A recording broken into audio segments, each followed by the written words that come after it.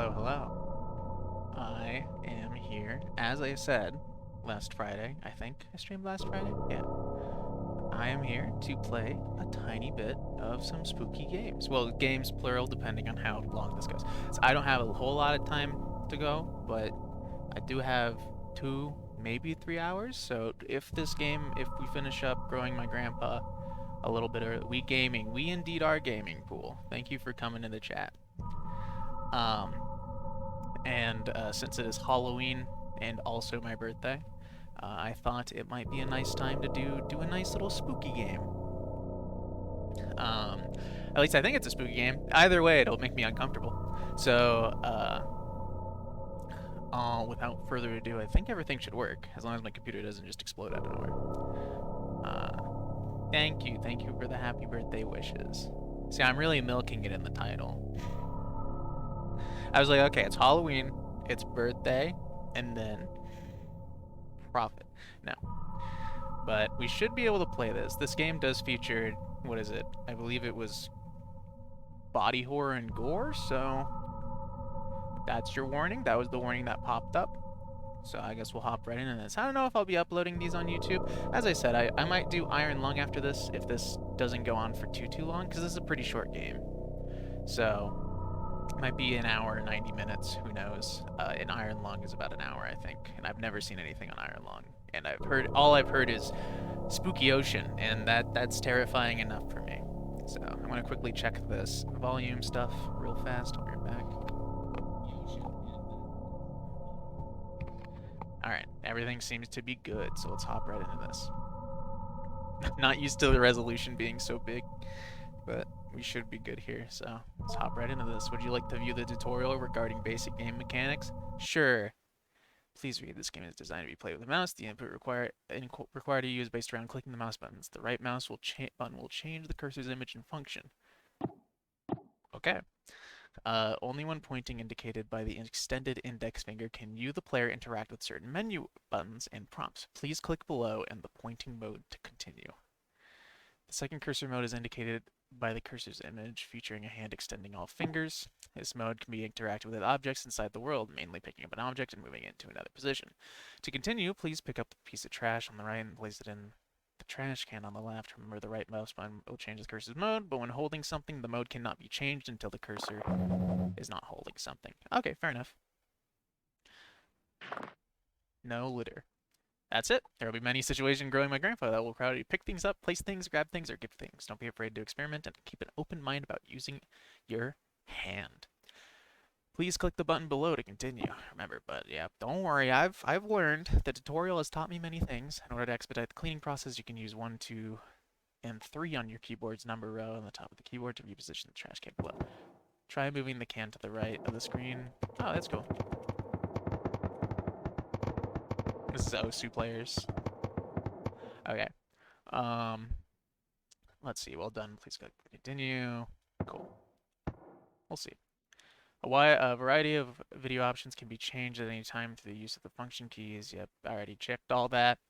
We'll keep the little wobbly stuff. There was intense wobbling, which I was like, we'll turn that down a tad. It hurts. It's hurting my eyes. So, then change the cursor type. There are 3 cursor color schemes available, plus 3 in the left hand. Left-hand variants. Yep, I'll just keep this.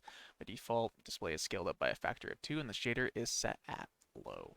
Hovering over the small question mark at the top right provides an overlay that available. Try hovering over it. This will be available at all times. Have 3. Cool. All right, neat. That ends the tutorial. Hope you enjoyed growing my grandpa. Yep, Yames. This guy has made really, really cool games. Like, I think it's Growing My Body or something like that, which is really, it's not Growing My Body. It's like, it's something my body, and he's doing another game that's based around that idea. It's very cool, very body horror-esque, which is one of my favorite things. Thanks to my patrons and supporters. Not my patrons, supporters. Week 1.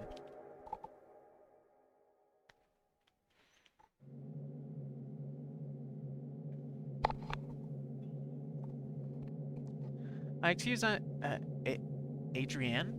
Adrienne? Like Adrienne or Adrienne? I'll just go Adrienne. Adrienne during music class today and spoke with her about her recent string of demerits. I said dementia. It was our first time meeting outside of our quarterly evaluations, and I believe it went well. I can certainly understand Mrs. Richardson's classroom observations concerning Adrian's emotional state. She was, of course, intensely shy when we first met, and I understand she is similarly withdrawn in her classroom activities, only speaks or acts when when she absolutely must. Jesus, I am not speaking properly today. Some things she simply will not do. Instead of participating in mandatory group activities, she will sit alone and accept that she will receive a demerit. Before the meeting, I read Mrs. Richardson's parent-teacher report, which allowed me to estimate some about Adrian's home life. The parents are well educated and come from a prestigious background, but they lack time to properly nurture Adrian, and she is often alone when she is not the parent. When she is not, the parent seems to not understand the importance of warmth and affirmation when dealing with someone so young.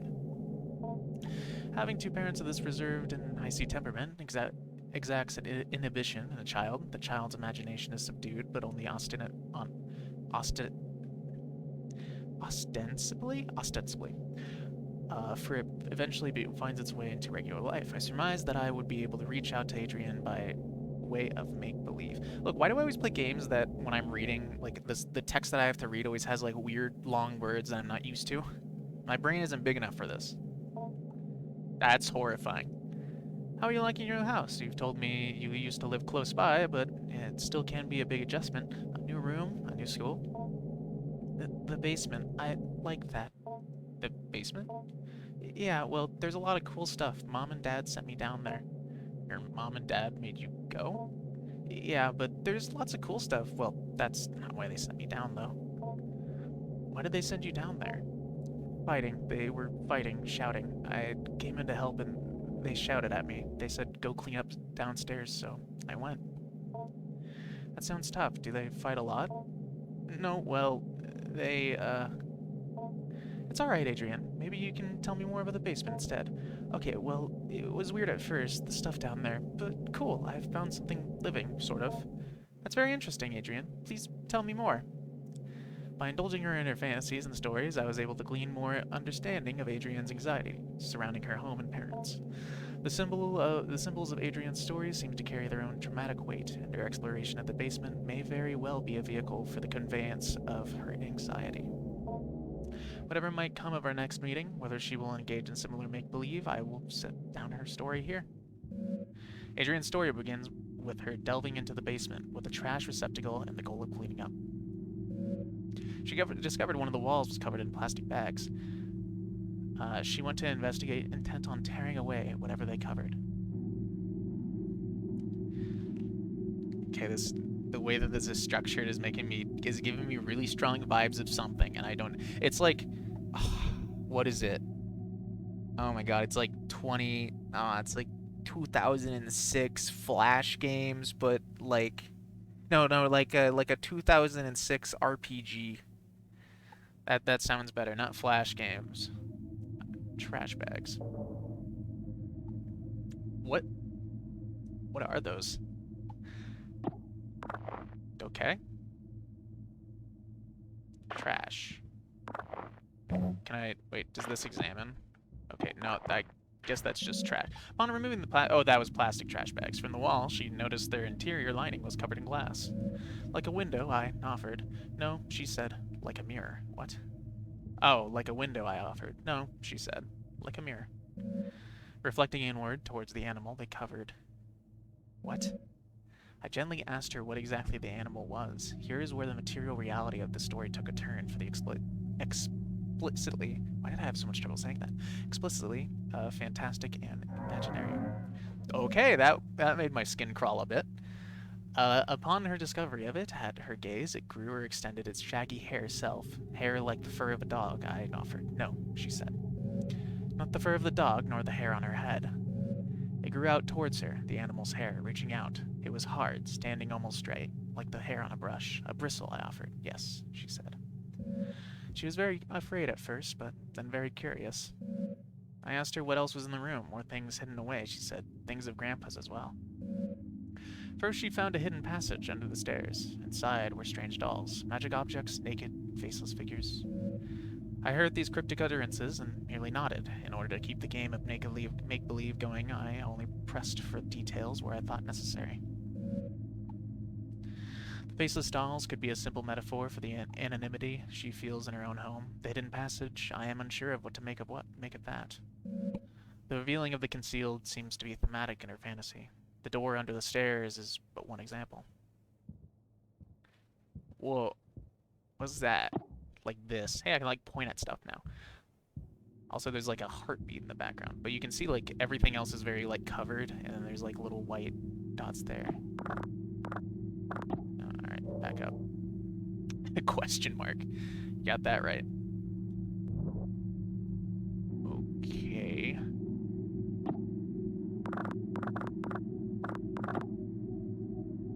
Okay, nothing there. The darkness of the shadowy corner unnerves you. You cannot explore without some form of light. Alright. Maybe this way then? Okay. Ah! More trash. Cool. Just clicking around because it did say keep an open mind. Trash pile. No. Okay, not too much trash, apparently. What is this? Oh, this is the underground stair. Ah! Oink. Once she removed the panel and found the magical hidden passageway, she was very specific about what she took. She found a magic book, a magic doll, a photo of her late grandpa, and magic glue. Take doll. Okay. A slouching doll, its material is rough and coarse. Like sand. Search closet. What am I looking at? Trash. Okay. Let's clean up the rest of the trash. Look at that. There's one right up on the edge. Yeah. Trash picking up simulator. We love it. I see you up there. You can't fool me. I'll clean. This space will not be dirty again until next week. Okay. Eurasian steppe, chemizin, and the fusiform gyrus, an interdisciplinary study in the sympathetic magic, a dissertation, Jacob Hart. Papers crudely bound together to form a book. Read now. The impetus of this research was the recognition of particular patterns and fragments of documents relating to magic and magico-religious practices. Numerous sources were drawn from commentaries on laws relating to the banning of sorcery and necromancy, compilations of folk charms relating to love spells, hagiographs of saints and their encounters with devils, and the list spans many centuries and a great distance. From the Levant to the Kaganate? Kaganat? I don't know. To the border of the modern nation-states of Russia and Kazakhstan today. From this paper trail arose a consistent account about a certain form of magic relating to the binding of demons to a sorcerer's will. A demon called the Heaven of Needles, or the Angel of Needles, was known to be kept best by shamanic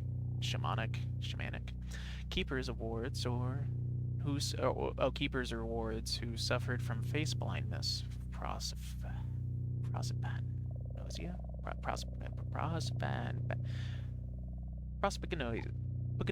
Feels like I'm close, whether by birth or through developmental causes like a stroke or head injury. It was known to be extremely effective but terribly dangerous, so much so that it became outlawed several times and was generally a popular scapegoat relating to unexpected death. Nexus of magico-religious meaning-making, sorcery regarding human-related desires, and the history and science of neurological disorders related to the fusiform gyrus is where the subject of this dissertation will reside. I will outline further and then analyze the historical sources I mentioned previously. Then I will go into the neurology of mystic and magico-religious experiences. After that, I will detail my ongoing correspondence with a resident of the Ural Mountain region who is an expert folklorist and keeper of traditions he claims have been passed down through the extended family for generations.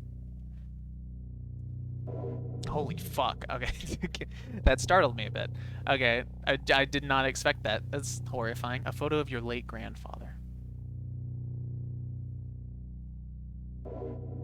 All-purpose glue. I interrupted to ask what she did with these magical, mysterious materials. Grow, Grandpa, she explained plainly, and then without missing a beat, she continued on with her story. Feeling this was a potent symbol, I stopped her again to ask what she meant. Somewhat puzzled, I did not understand immediately. She explained slowly.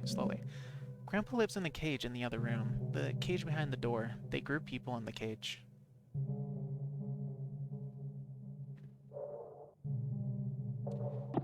Is there anything like... Can I...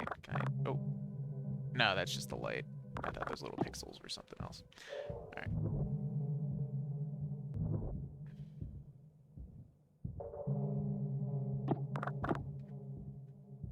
But I want to grow Grandpa. Darkness envelops you. Door. What? A hastily written note. I have repeatedly called your homes to no avail, so I am forced to leave this here for you all. I found William sitting in the corner of the enclosure area, seemingly severely concussed. Whiskers was gone and none of its usual hiding places. I immediately suspected the worst. The project thus must be suspended for now. I am leaving up the usual mirrored coverings we use to keep the anthropoidic void sealed. What? The anthropoidic void? Okay. I have done my best to lock up everything on such short notice. It is a hasty fix, but it will require some time to find a more permanent remedy. I am honestly hoping you do not find this note, as I intend to lock the house down too. I intend to race off to you to retrieve your lockbox keys. Do not worry about William's key. It and the rest of his equipment is almost certainly deep within the whiskers now. Oh god. I pray you do not enter this room, no matter how it may appear. William cannot be helped, and is only being kept alive as a means of continuing predation on the rest of us. I will once again, no matter what state you may encounter William in, he cannot be helped. I have sympathy for the young man, I truly do, but I found on his person several photos of his late sister, which would imply certain risks he knew he was taking. Our extant research materials I have now become possible liabilities, either criminal or professional in nature. I have stashed them away. I believe I let you all know how I might do this if you were ever to experience an event such as this. I hope you all remember what I told you. So long, then.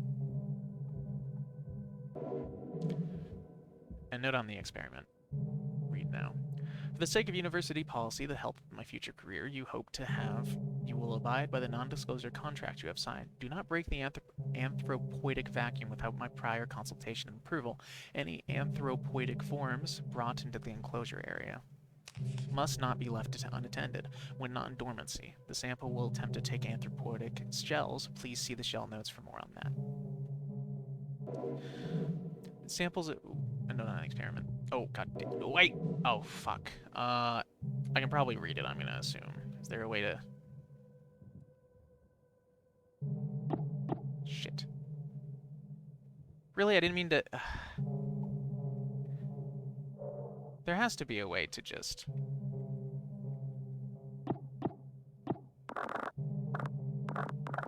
God damn it. Well... Alright, whatever. None of the experiment. 4-4. I guess we'll miss out on the 2 and 3. Regarding growth cycles, every time Whiskers regenerates the leaves' dormancy, it is to be logged as a new propagation. The sample's body existence cannot be illegible, i.e. a part cannot be cut from the whole, so there can be only one living propagation. Propagations are to be terminated after 5 weeks. Any further developments put us at a risk. Termination procedures will be posted and followed with extreme care. With all of that out of the way, I want to welcome you to the project, and I look forward to working with you. Here, give me a second. I might be able to bring up those notes, because it doesn't seem like I can go back. It's just because I misclicked. So let me bring those up real fast. Probably won't be too bad to find. Mostly because it's 2 notes on what the hell's happening.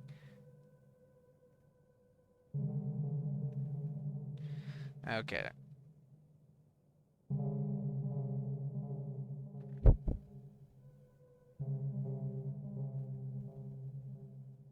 Come on.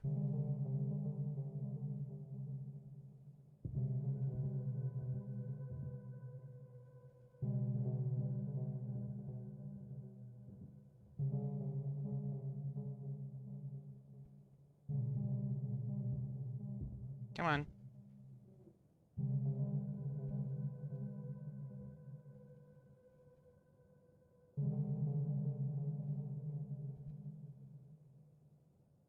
read that one.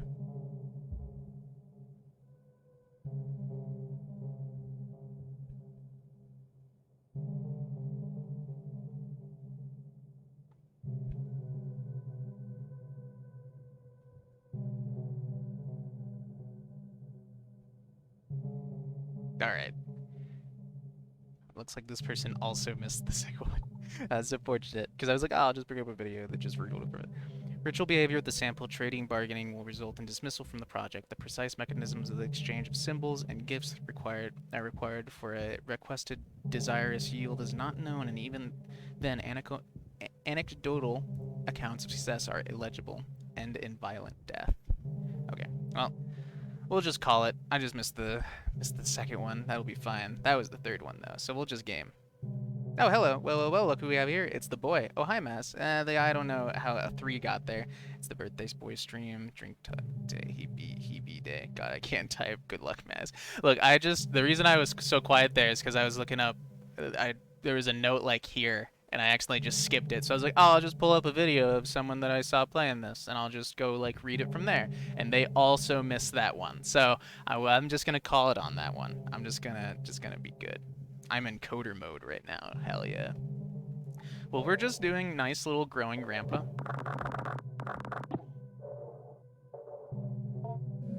Beyond the door in the room, the cage was hidden, concealed in another cloak of inward-facing mirrors. Oh god. Oh, thank you for the hydrate, Maz. I didn't even realize. A hidden cage lined with mirrors. It is strange, almost poetic. The elaborate fantasy of self-reflection, concealment, captivity. Sure. Let's go to that tarp. Let's clean up some of this garbage. At the cage, she finally cast her spell. But it was confusing, she confided at first. She took the magic doll, the magic glue, and the photo of her grandpa, and she combined them, and she wished very hard. I can only assume in this fantasy that next her wish would come true. In what child's story would it not?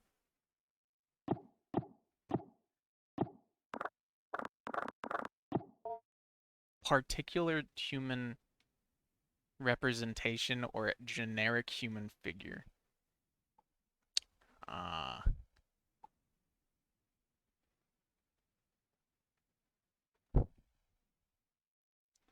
Sure, particular human representation. Grandpa. Representation of grandpa. Sounds good. Generic human figure. Doll. Glue together. Incredible. A tangible symbol of intention and desire. She put Grandpa in the cage, assuming that was part of the ritual. She was not clear on how it worked. What precise instructions she could glean from her grandfather's magic book was complicated by her reading comprehension.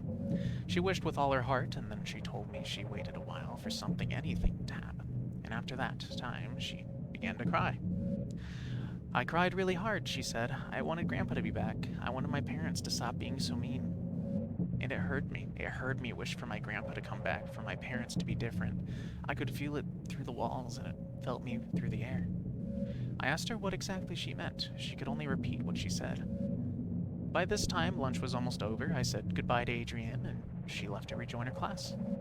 I was left to consider our conversation. I believe the storytelling strategy I have employed was not unfruitful, but I must probe deeper, if I can. Although I can be sure of nothing, I interpret the impressions I get may begin to help me get an idea of the right questions to ask. Knowledge you acquire this week has given you access to certain topics or keywords you can discuss with Grandpa. You've gained a conversation topic. Wish. Consider discussing this when Grandpa emerges. How fun. You have also gained the following keyword. Conversation topic, shall.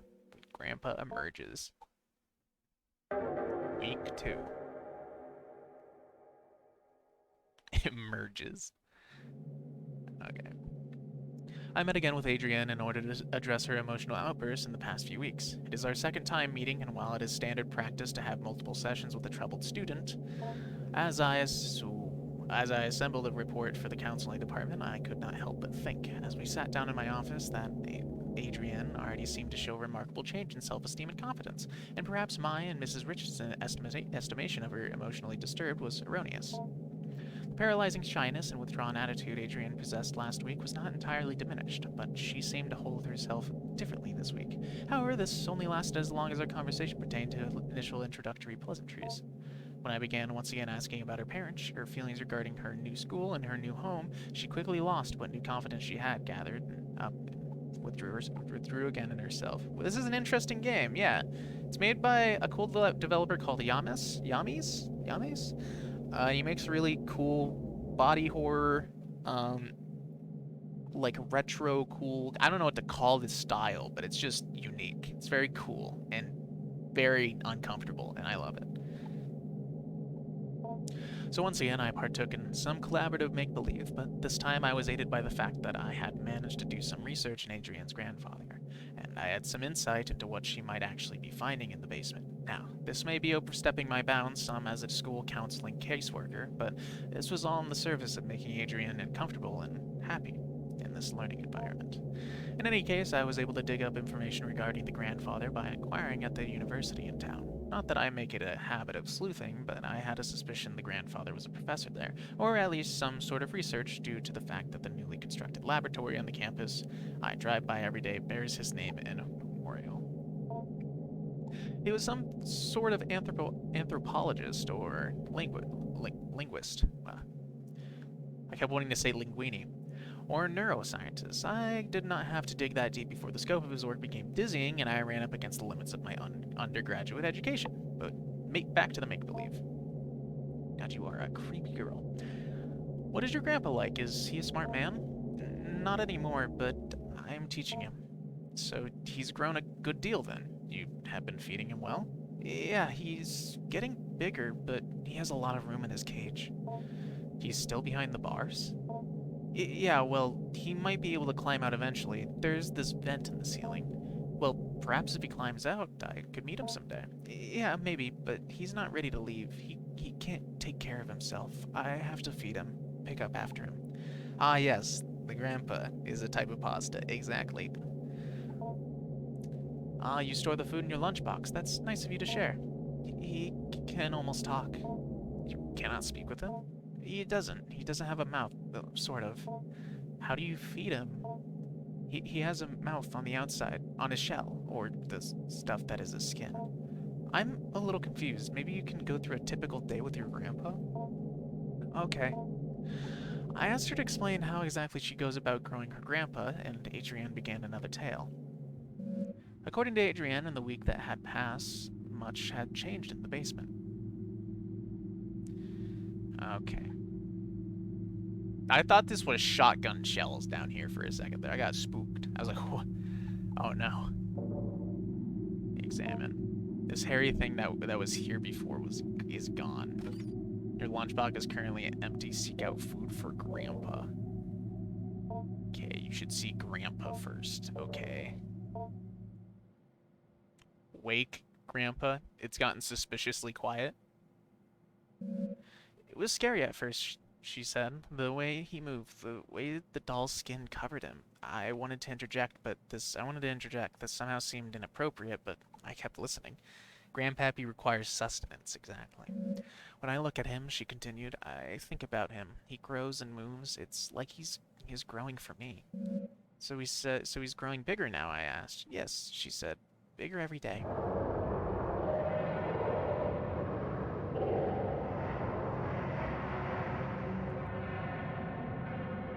Hello, Grandpa.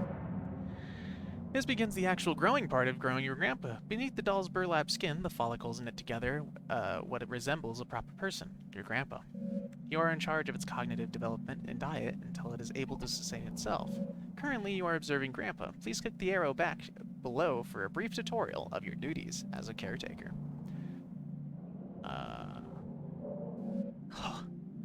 Oh god. Here we are.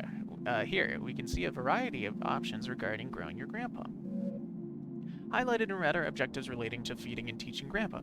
Important messages regarding Grandpa's recent activity will also appear here. You will need to find it food and learning material before you can move on to the next week. Some food will make Grandpa happy, others merely content. Some food will make Grandpa disgusted to the point of nausea. Learning materials is also scattered throughout the basement. Seek out vocabulary cards intended to help teach English and basic anthropoidic concept formation. The options highlighted in red are related to navigating around Grandpa's enclosure. Go to the Grandpa option will let you perform all actions directly relating to Grandpa, feeding, teaching, observing, etc. Accessing the study corner will let you go over any documents you pick up as the weeks go by. Oh, it's a good idea to learn about the work of the people who last occupied this space. Accessing the kitchen corner will let you search for food in the old refrigerator and prepare food for Grandpa if need be. Help button will replay this tutorial. Save game button will save your current progress. You can only have one save file at a time, so if you have saved data, you will be asked if it's okay to overwrite it. The exit game button will take you back to the main menu. More buttons may or may not appear depending on your development of Grandpa, so watch out for them. One final note, take care to explore the basement at your own leisure. However, due to the entropic nature of clutter and trash, different weeks may allow you to find things you had not previously discovered. Don't know if that's how that worked, but sure. Let's save. Okay, feed Grandpa. It's 0 to 2 acceptable foods eaten. Seek out things to feed Grandpa. 2 words taught. Help Grandpa speak. Okay. Time to feed Grandpa. So let's go to Grandpa. Time to communicate. Observe. You examine Grandpa, noting its movements, respiration, and general mood.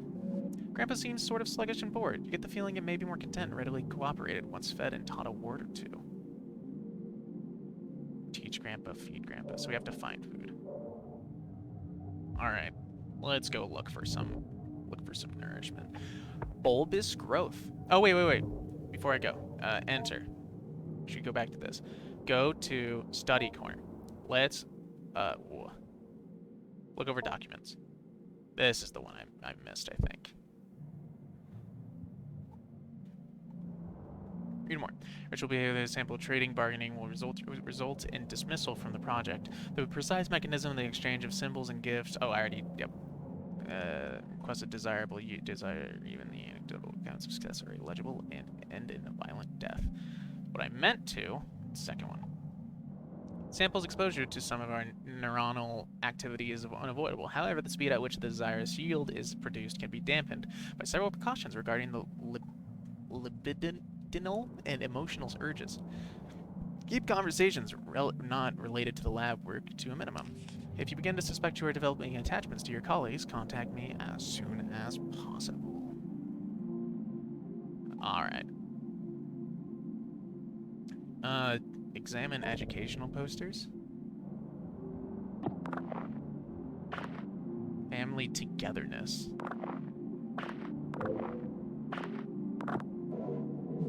Set of procedures regarding disposal and interment. You can examine this detail later. Study corner. The researcher will seal off the enclosure bars, ensuring minimal gas leakage during the later fumigating process, and then retrieve the burn barrel and place it near the enclosure. Allow at least 48 hours of time where the current growth cycle experiences no human-related stimuli. Do not enter the enclosure area, nor any part of the basement. Ideally, you will not be on the grounds at all. After 48 hours, 2 researchers will enter the basement wearing their assigned mirror mask, mirror apron, and powered air purifying respirator. The researcher will use this vent system to fumigate the enclosure area, wait 30 minutes, and then use the fan system to ventilate the enclosure. Keep the fans running during steps 3 through 4. Okay. Re-enter the enclosure area wearing your assigned mirror mask and aprons. The organism may or may not be in complete dormancy. It is not in full dormancy. Be assured that its capacity to act against you will be greatly diminished. With your assigned powered drills, quickly remove any enclosure bars needed to access the organism. Put them aside for later reinstallation. I feel like you could put up a bit of a better safety net than that, but sure. Put the organism into the burn barrel, incinerate the organism thoroughly, and wait for any smoke to be properly cleared by the fan system. Turn off the fans. One researcher will retrieve the nucleus from the ash and place it in the mirror box. The other researcher will sift through the ash and place any other substantial remains into the biohazard bin in the room outside of the enclosure area. The bin is locked for safety purposes. The code is 323245. The researcher will fill out a termination form and leave it for Dr. Hart. You have gained the conversation topic biohazard bin. Okay. How fun. Search file cabinet 1.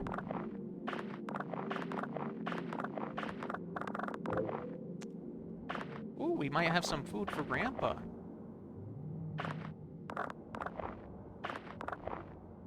God damn it. Here. Oh, no, don't turn the shader off. We're not gonna put it on high either, but I think it's, there we go, that's what I was looking for. Wait, what did that? We'll check later. Hopefully I didn't change anything by accident. All clean. This place will not be dirty again until next week. It was said to pass... Okay, well, I could probably just read now.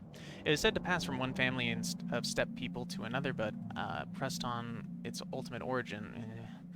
Somewhere to the south, coiled in a bowl covered in incantations, buried upside down by a graveyard, a common late antiquity demon trap. The keeper, an elderly man, his failing health, was ready to expound on and on about the dangers of the organism, but when I asked more pointed questions about the history of the acquisition, I was given curt responses that had a way of circling back to vague warnings. Cool. What's this? Cashews. It looks edible. Grandpa might like this.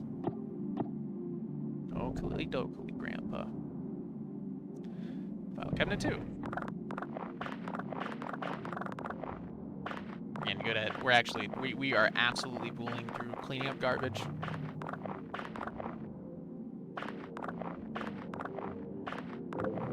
All clean. The space will not be dirty.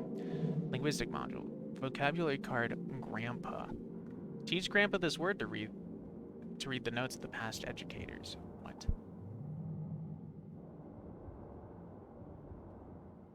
Okay. Alright. These bones? Like, I'm trying to, like, looking at this garbage, I'm like, okay, this is, like, random piles of trash, could be anything, but those ones just, those little ones on the side just kind of look like bones. Or something. Something, like, not good. Fully clean. You remove the taped down fabric to reveal the cabinet's wooden button. Ooh. A note regarding the cleanup procedures. To my colleagues, I don't mean to be overly severe in tone, but Dr. Hart's verdict is very important, and the material we are working on is potentially very dangerous. I will be handing out a copy of this note as a reminder to everyone. I am not trying to single any particular person out. We all have misconceptions about the nature of this project from time to time. With that out of the way, there are some things to keep in mind. The active growth must be thoroughly terminated via the correct procedures at the very least 4 weeks after dormancy is interrupted. It doesn't matter what you've done or haven't done regarding the test or procedures or how much the anthropoidic vacuum has been disrupted. We are not ready to go beyond 4 weeks at this point. A step-by-step guide determination has been posted by the enclosure wall. Please, please, please do not place the educational posters over this posting. Do not disrupt the anthropoidic vacuum without Dr. Hart's prior consultation and approval. In case of any emergency where the vacuum is disrupted, put on your equipment and begin the lockdown procedure. Make an extensive note of when and how the breach occurred. If you find the habit empty, page Dr. Hart immediately, but do not attempt to speak with anyone else. This thing can get very smart. I'm sure you're all well aware from the stories we heard on our acquisition trip. The greatest caution should be used when dealing with the potential aggressive mimicry scenario. Oh, mimicry scenario. Please seek me out when you have any more questions. Notation regarding sample exoskeletons. Research participants, please take note. Each growth from a cycle does not require a shell, but you may find the sample will often try and seize on something somewhat flexible it can grow into, along with any desirous yield it may generate, or else it will be moved from one shell to the next as it outgrows them. In the small amount of time I have spent with it in preparations, I have noticed it tends towards human forms. However, we should keep a tight lid on the anthropoidic seal in order to be cautious before we begin experimenting with exposing it long-term to anthropoidic stimuli. Okay, so it can mimic people, which I'm assuming is what this doing. Medical imaging device.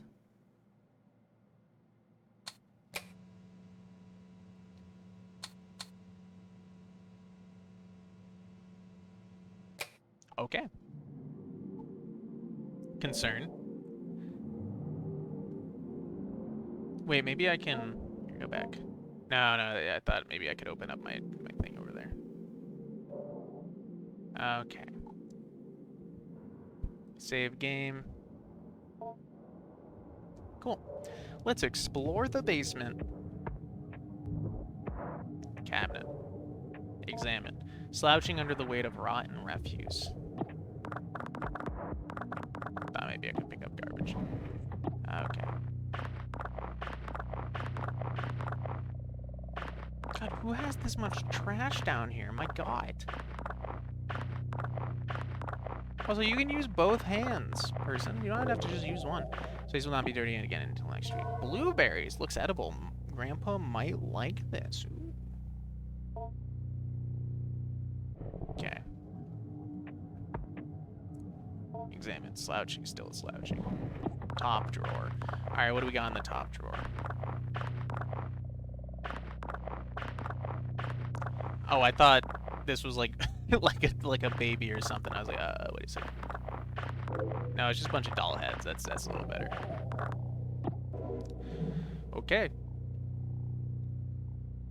Before we began, he had us cover all our faces completely. An earthenware pot was legible on the inside. As we stole brief glances at it, could see the interior was inlaid with mirrors that gave it small pieces of dough, spoiled food, chicken feed, keeping it content. The keeper gestured towards the small bag where the food composited and told us composited. I'm just gonna say composited, and told us to be careful not to feed it any meat.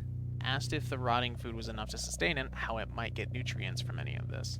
The keeper regarded me seriously and said it did not matter what he was fed. The act of feeding itself was what mattered. Act of feeding flesh is another act, however. He then gave me another series of grave warnings regarding not keeping any animal-derived foods near where I might be keeping it.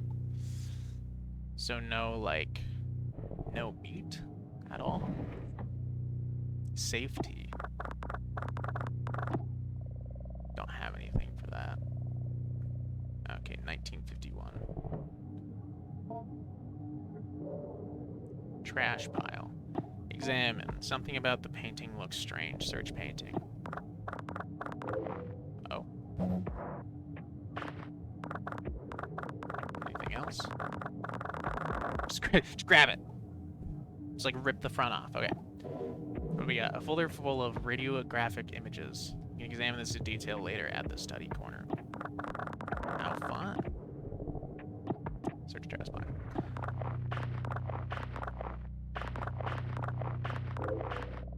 Okay, we'll check out what that is later. So no meat. And if we pick up any meat, we cannot feed it to Grandpa. No meat for Grandpa, unfortunately. No ribeye steaks for Grandpa. Fiberglass insulation. This isn't really food. Grandpa might eat it, however. Let's see. Search painting, search trash pile. Okay, so that's good. Trash pile. Examine. The waste here smells particularly strong.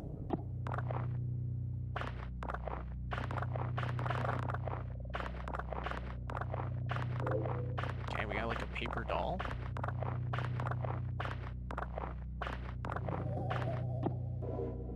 A simple paper doll. This might be useful in the construction of magic symbols. How cool. Well, we might have everything that we want here.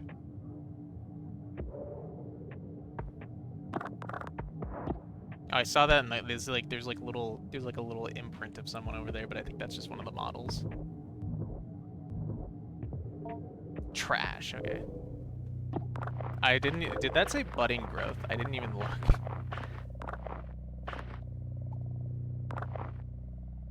Shit. I'm here to fully clean, dude. Hello. Vocabulary card. Hello. Teach Grandpa this word and read the notes of the past educators. Corroded battery. This isn't really food. Grandpa might eat it, however. Okay. Probably not going to give him a corroded battery. Bulbous growth.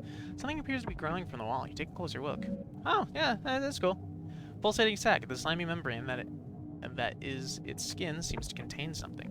It might be able to be opened with a blade. Okay. I don't think we have any little pink fiberglass for insulating homes. Is that what it's called? Whatever. So we can't do anything with this yet. Okay, fair enough.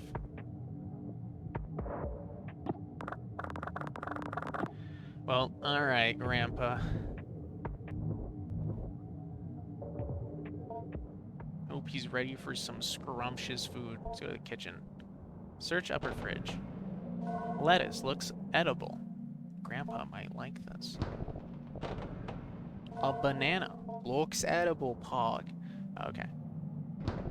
Prepare food. Soft fruit or vegetable. Unappealing item?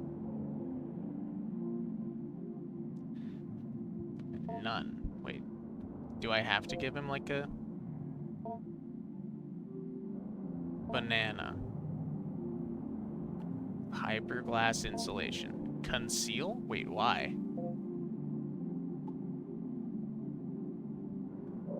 Mayhaps not yet. Go to Grandpa. Feed Grandpa. Oh, hey! Hey, Grandpa. Feed. Would you like to view the tutorial before you start? You will not be prompted again. Okay. This brief tutorial will go over the basics of feeding Grandpa via the induction of your unprotected insula. Grandpa has simulated the production of tooth enamel to mimic a human mouth. It will need to be fed through this in order to properly learn and grow. First, you will need to select the item from the lunchbox. Click the lunchbox in the bottom right corner. The contents of the lunchbox will be displayed. Select an item from the lunchbox. Doing so will fill your hand with this item. Note that any food can be put back into the lunchbox by clicking on the lunchbox with a full hand. Before Grandpa can be fed, it must judge the food by its smell. Hover your hand in front of the Grandpa's olfactory bulbs. If Grandpa is pleased, it will allow you to feed it.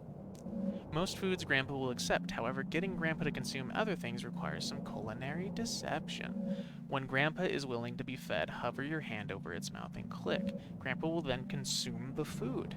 How cute! Good luck feeding Grandpa. Good luck. Okay. Feed Grandpa. You approach Grandpa with a small window set bars. Well, that's not Grandpa is enticed by the smell. Grandpa's clearly on Grandpa's nostrils and mouth with a handful of food.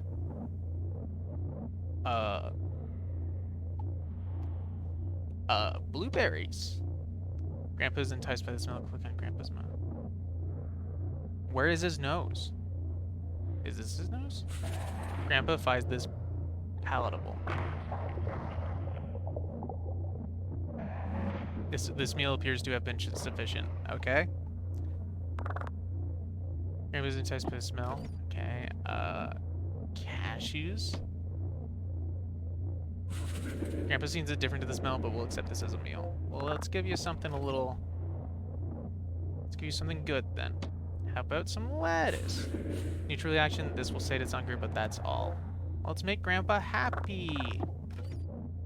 Let's make Grandpa happy. How about this? Grandpa grimaces at the sterile, artificial smell.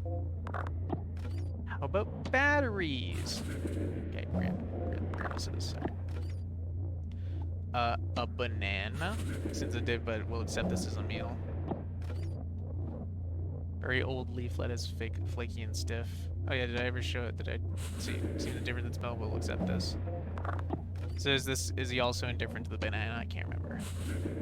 Yeah, sure. Alright, Grandpa has been fed. The meal appears to have been sufficient. I think that's it, right? You step away from the window, step out. Grandpa grunts in appreciation and locomotes towards his favorite corner. 2 digestible food. Eating summary. Teach Grandpa. Okay. Go to Grandpa. Observe.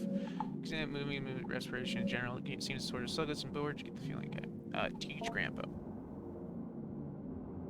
Tutorial?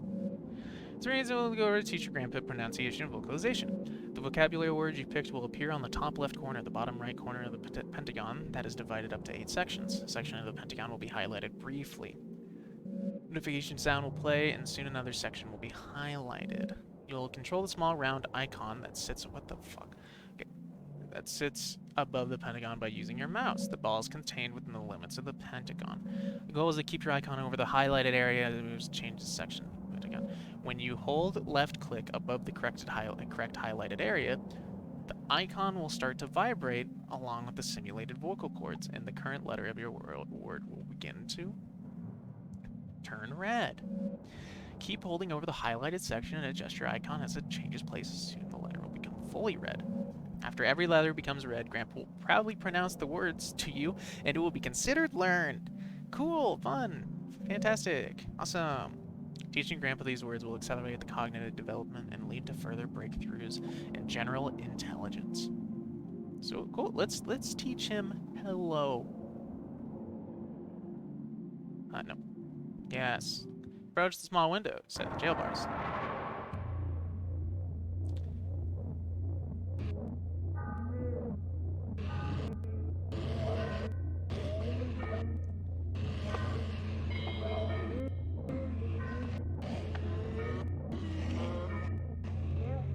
Okay, this is surprisingly intense, and I am very concerned.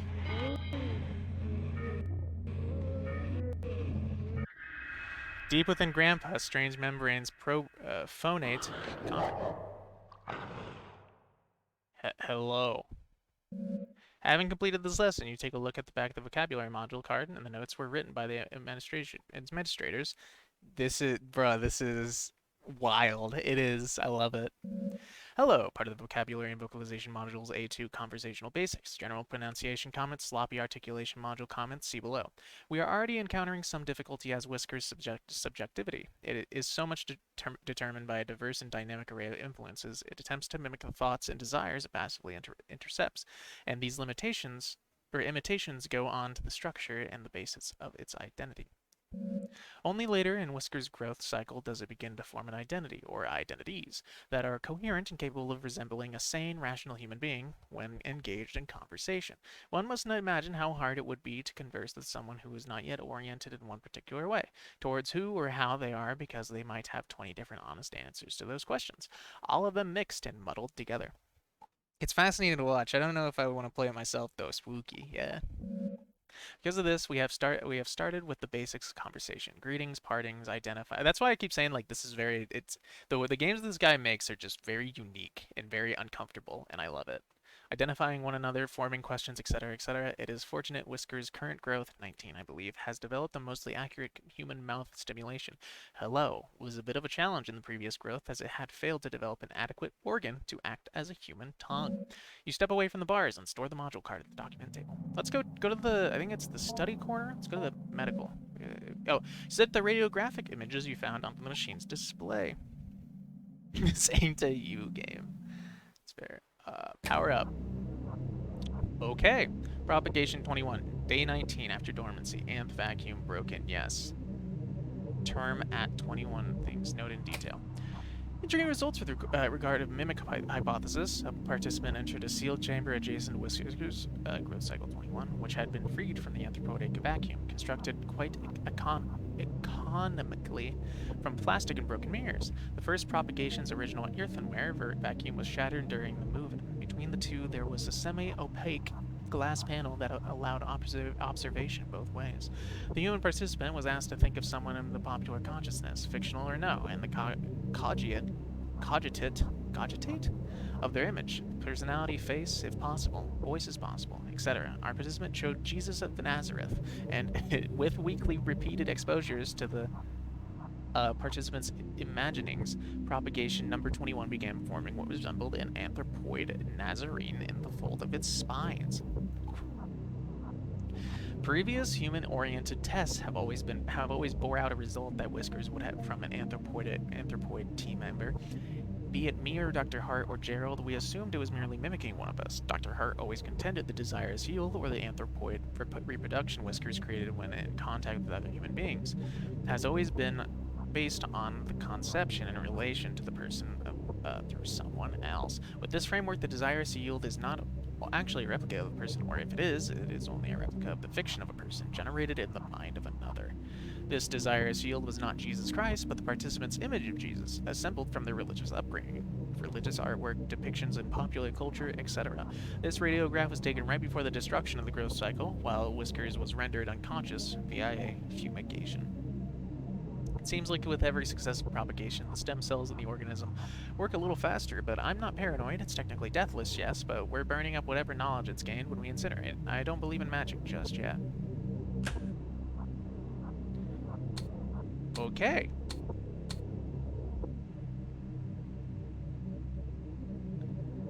So, interesting. Propagation, day 0 after dormancy, and vacuum broken, yes, term at 6 days. We have taken to calling it whiskers, though of course some have interpreted it as hair, needles, or quills, with whiskers is more accurate, as the needles are really more like geez, I always have trouble saying this word, sensory follicles or spines. The nerve nets distributed throughout the morphology of these spines resemble those of genus Hydra, but have myelin sheaths that are functionally the same as vertebrae. As we can see in the X-ray, each spine is laden with dense optical arrangements similar to the compound eyes. With the Hydra's connection to is assuredly worth investigating with regard to the organism's capacity for regeneration and anecdotal deathlessness. It's certain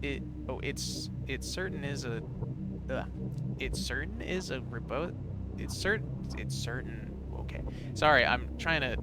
Is that a misspell? It certainly is a robust enough. It certain is a robust. Jesus. I'm assuming it's supposed to be. It certainly is a robust enough creature to inspire a marvel that is not untinged with fear. Okay. Yeah, those are quills, all right. What is this? Propagation number 14. Oh my God. Okay. Day number 14. Day 14. After dormancy and vacuum broken. No. Oh no. Term at 16 days. No detail.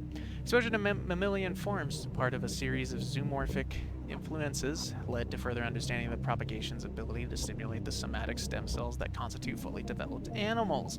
God, reading these are just, they are hurting my brain. Just such very long and so many syllables. I write simulate in the previous statement because examining the tissue of each propagation leads me to believe amazing capacity for accelerated growth of vastly different forms comes from a cell-level mutability.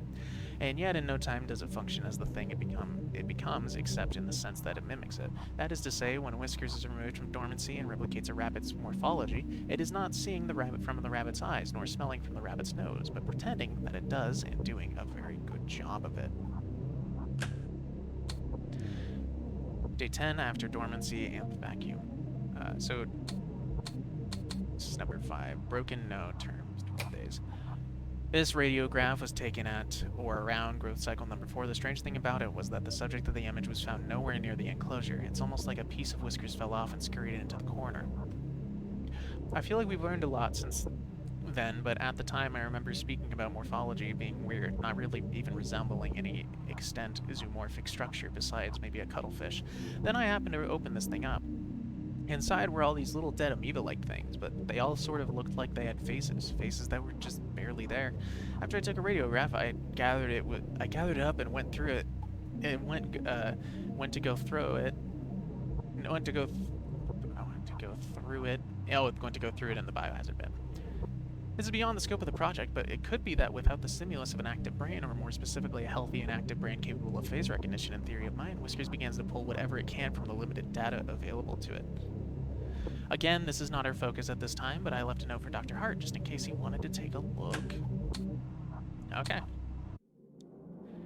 Seems good. They said something about, like... Look over documents. There was something about... termination procedure. Researcher, after 48 hours, there's something about a biohazard bin somewhere in here. Put an organism in the burn barrel, incinerate the organ, wait for it. Turn on the fans. The other researcher will sit through and ash any place any substantial remains in the biohazard bin in the room outside of the enclosure area. The bin is locked for safety purposes. The code is 323245. It's outside the enclosure area. So it could be over in the dark room that I can't see over there, but there's also this over here. Goes top drawer? No, bottom drawer. But this doesn't have any like numeric pads. All right. Well, let's go teach Grandpa another word.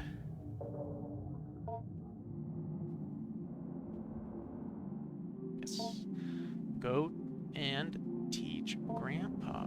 Just making sure. Cool. Go, Grandpa. Observe. Grandpa seems sort of sluggish and poor to get a feeling he is more content, really, once fed and taught a word or two. Teach Grandpa. You approach the small window in a jail bar as Grandpa's young. Okay.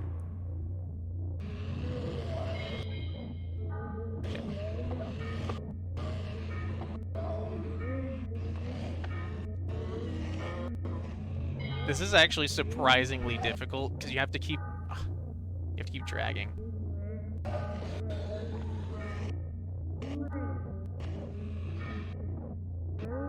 Why is it doing that? Stop it.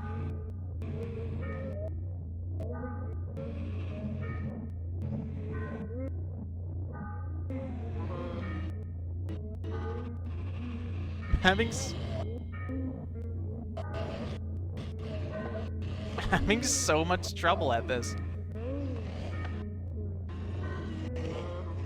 It's so aggressive at how hard you have to go towards it.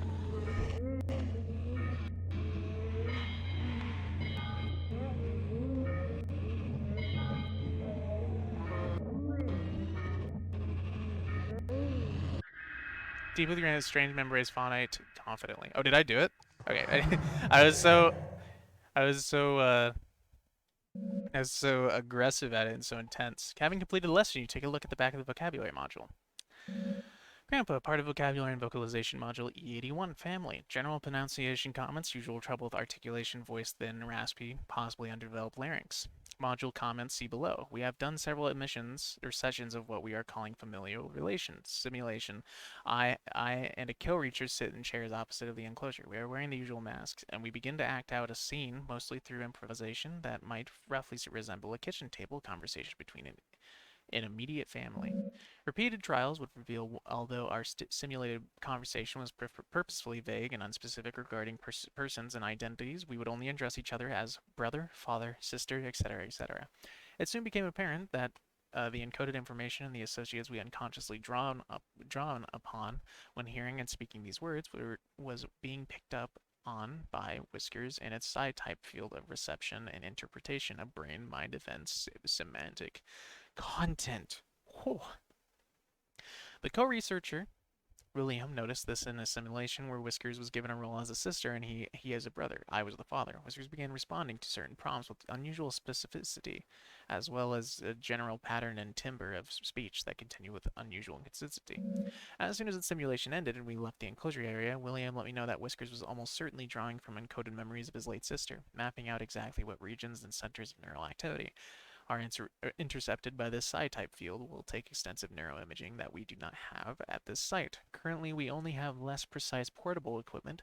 However, our experiences so far are eerily in line with folk knowledge and folk explanation regarding the being's access to desires, and we can begin to infer it has access to certain portions of the limbic system and the ventral temporal cortex. How cool. How good. Step away from the bars and store the module card. So I could end the week, but let's look at Grandpa. Observe Grandpa. Go to Grandpa. Observe him. Examine Grandpa, noting its movements, respiration, and general mood. Grandpa appears content and ready to cooperate. Attempt to communicate. Grandpa accedes to your request. It approaches the bars and begins to unknit its skin. Okay. The inner Grandpa, though still not fully formed, is revealed. It may be fruitful to speak with it if it can respond. Okay. With a great deal of effort, Grandpa gurgles fragmented thoughts through its ill-formed lips. Mother, little father, new lives out of the air. The dark and spinny filaments that make up the majority of Grandpa's body begins to oscillate rapidly. The air behind your eyes, I can taste it. Okay. It's not concerning at all. The air behind your eyes, I can taste it. With a great deal of effort, gurgles fragmented skin, my body, all human skin route we give more. Grow more to fit. Okay. But the biohazard bin. However, it fails to produce more than a wet and frustrated sputtering noise. Goodbye. Grandpa silently ascends back into its shell. Okay. Concerning. Alright. So I believe we can go on to the next week. End week. Would you like to end this week? Yes. Weekly summary. Food acquired. Cashews, blueberries, fiberglass insulation, battery, lettuce, banana. Oh, budget. Bunch of documents. Knowledge you acquired this week has given you access to new conversation topic to discuss with Grandpa. You have gained the conversation topic, language. Week 3.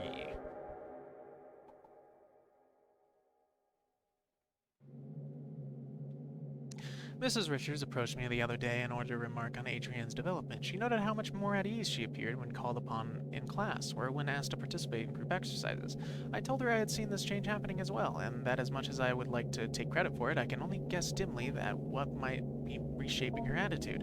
Mrs. Richards posited that it was perhaps Adrian's family moving into their grandfather's property that caused the change. It apparently is out in the country, in the wooded area, full of wide open space, and far from the bustle and noise of the city.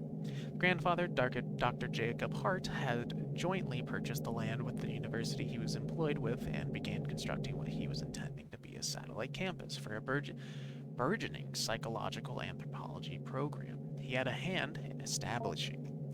Only one building ever has ended up being constructed after Dr. Hart died in a car accident. When driving back from the property one day, eerily and almost at the exact same time, a grad student who was assisting Dr. Hart on some sort of project at the property vanished without a trace. Oof.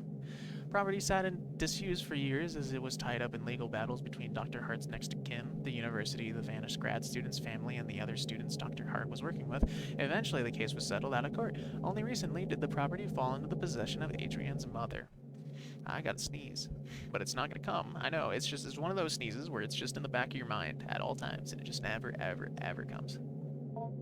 Obviously, I was not going to relay this whole tragic story to Adrienne, who, for all I know, believes her grandpa to still be living in the basement of his home. Besides, I thought she might already know all this. Perhaps the elaborate story she was constructing was her own way of escaping the morbid details of life, or perhaps lives cut short by a cruel force of fate and the cynical adults who squabbled in the aftermath.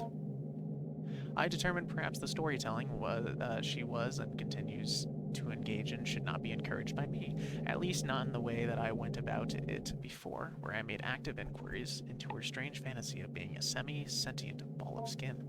When I saw Adrienne, I did not bring up her grandpa or ask questions about his growth. Adrienne could not stop talking about it. However, I had no choice but to weather her bizarre and enthusiastic effusions about her new best friend. Adrienne, maybe we could talk about something else. I'm not sure I'm following you exactly. He's gotten so big. He has so many whiskers that come out, and I can see them move around when I think about him. I'm not sure what you mean. I'm so happy Grandpa's back. He's so much cooler than Mom and Dad. Once again, for what it's worth, I have put down the story she told me as best as I could. Adrienne once again told me about growing her grandpa. Week 3, baby. Okay. Okay, we still have some good stuff. Cabinet. Yeah, so we should have more trash. Yeah, we got more trash. We got more garbage.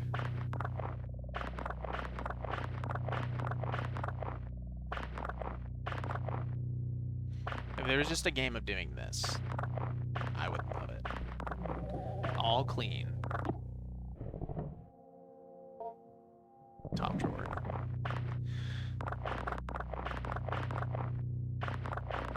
I'm trying to see how fast I can do it.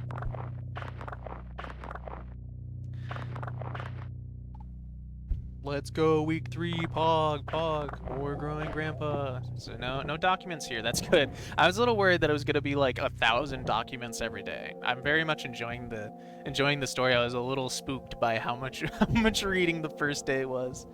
I didn't mind it, but it may have made the game a lot longer than I thought it was going to be. Okay, and we still can't open up that. So it seems like It's not gonna have like a bunch of documents right off the bat. The bat. Search the painting. Nothing? Okay, nothing there. Search the trash pile. Okay, we got another document here. I'm still gonna clean up all this trash, because, you know, I'm a cleanly boy. I guess, excuse me, I'm 23, so I should say I'm a cleanly man. Maybe I need to be grown. That'd be pretty cool if I just, like, lived in a cage and was just, like, you know, coming out of, like, a, what is it? A Provoidus shell? And coming into, like, a little ink boy, like, slouching out. Like a piece of sap. That'd be pretty cool. That sounds like a, I was about to say a good life to live, and hey, look at that. Teach Grandpa the word to read about past stuff. Alright. Examine. Waste here seems particularly strong. That's probably another vocabulary card. Damn it.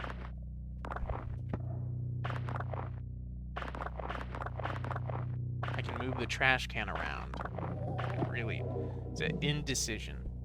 Okay, bulbous growth. We got another one. Yet another sac growth grows into the corner of this basement. It seems like it could be easily opened with a sharp edge. Well, I don't have a sharp edge. Horror game? I don't know if would it be considered a horror game? Because it feels more of like, I guess no, it would be a horror game. I guess I for some reason I have this like dumb idea in my head where there's horror games and there's scary games. This kind of feels like an unnerving scary game. Or maybe it is horror and scary game, whatever. It doesn't matter. But yes, it is spooky. It's very body horror-esque, and it's about growing a familial grandpa. Is that a snail? What is that?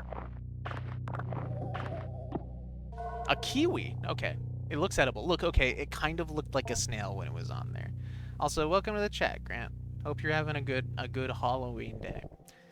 Bulbous growth. Let's look at it. Look at that bulbous growth. Let's get it. It's too dark. We can't look over there. I believe we already checked everything over there. Damn it. Glue. Particular human represent. Okay, I can't do that. Yeah, not yet. Paper doll. Oh, we can... Well, we don't have any particular human representation. Way to be... Ooh, good vibes for Halloween. Way to be older by the wet. Yeah. Try my best. You know, I really have done it all myself. Okay, let's see. 3 acceptable foods eaten. Seek out things to feed Grandpa. Study corner.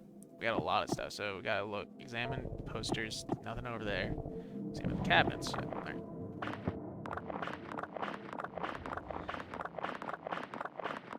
But yeah, this was a pretty... I heard that this was a shorter game, so I was like, why not? It seems like a perfect fit for a nice little birthday Halloween stream. Perchance. Because I probably won't be able to stream for a couple weeks, maybe. Just a lot of stuff will be happening. All clean. Oh, that's, did I clean everything here already? I did, wow. Look at that. Yeah, we already looked at all that. Okay. We don't need to look over documents. Teach Grandpa. Well, we didn't really find...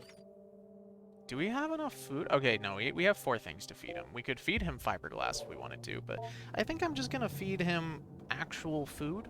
I know that there's 2 endings that you can get, and I'm probably not gonna go for both, not on this stream at least, but I am gunning to get one, and I don't know how to get it, or what I'm doing, but we will just stumble into whatever we get. Kitchen corner, search the upper fridge. Oh, hey, look at that. Pear. Grandpa might like this. A strawberry. It's basically said not to feed him meat. We know that. Do not feed him meat. If we ever get anything that's meat. Fiberglass is nutritional. Yeah, it's like cotton candy. Let's see. Go to Grandpa. Observe. Hey, Grandpa, what's up? You examine Grandpa, noting its movements, respiration, and general mood. Grandpa's gums are bleeding slightly, and its skin seems overly dry. It may need a food packed with vitamin C. A kiwi fruit would be excellent remedy. Okay. Teach. No, feed Grandpa.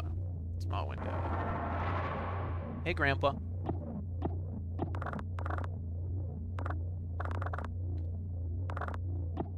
Oh, excuse me for a second. Yeah. Is it bad?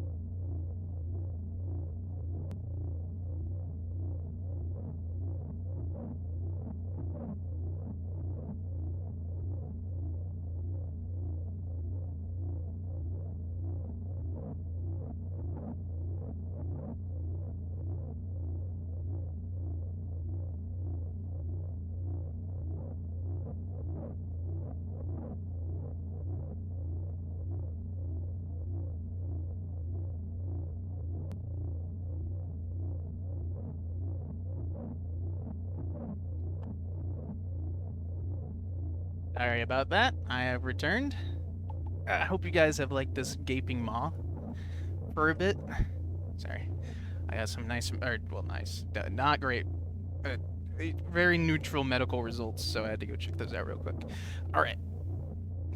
Let's get that. Let's see, what have I missed? Do good vibes, horror game, gateway, fiberglass nutritional for Grandpa. How convenient. Seeing as we found a kiwi and Grandpa needs the kiwi to help to be less ashy. Yep. Grandpa, do you like the smell of this? Grandpa seems indifferent about the smell, but will accept it as a meal. Sure. There you go, Grandpa. There's a kiwi for your trouble. Appears to be a sufficient strawberry. Grandpa's neutral reaction. This will sate its hunger, but that is all. Let's try and feed him something he likes, because he liked one thing. It seems a different in smell, but we'll accept it. How about a potato? Different in smell. What did I feed him the first time? Is it a straw? Neutral reaction, but we'll say there's one that he liked. How in the world does that thing support its own nutritional needs? It doesn't. That's why I need to... That's why I need to feed it, Grant. That's why I'm growing my grandpa. Did I feed it? Have I fed it two things? I think I think I've fed it only two things so far. I think it said 3 and that was it. This appears to be sufficient. I believe that was it, right? 3 digestible food. Grandpa is not a gamer, yeah. Let's see, that's 3. Okay, now we're gonna teach this gamer a couple words. I believe it was life and something else. Let's see. Teach. Yes, study. No, teach. Go to Grandpa. Teach Grandpa. This is actually kind of difficult. I want to actually read the tutorial again real quick. Yep. Section up. Notification will be... Oh, and soon another section will be highlighted. Okay, I didn't realize that a notification smaller icon. The Pentagon will be using your mouse. The ball is constrained to the limits of the Pentagon. Yes, that makes sense. Goal is to keep your icon over the highlighted moving.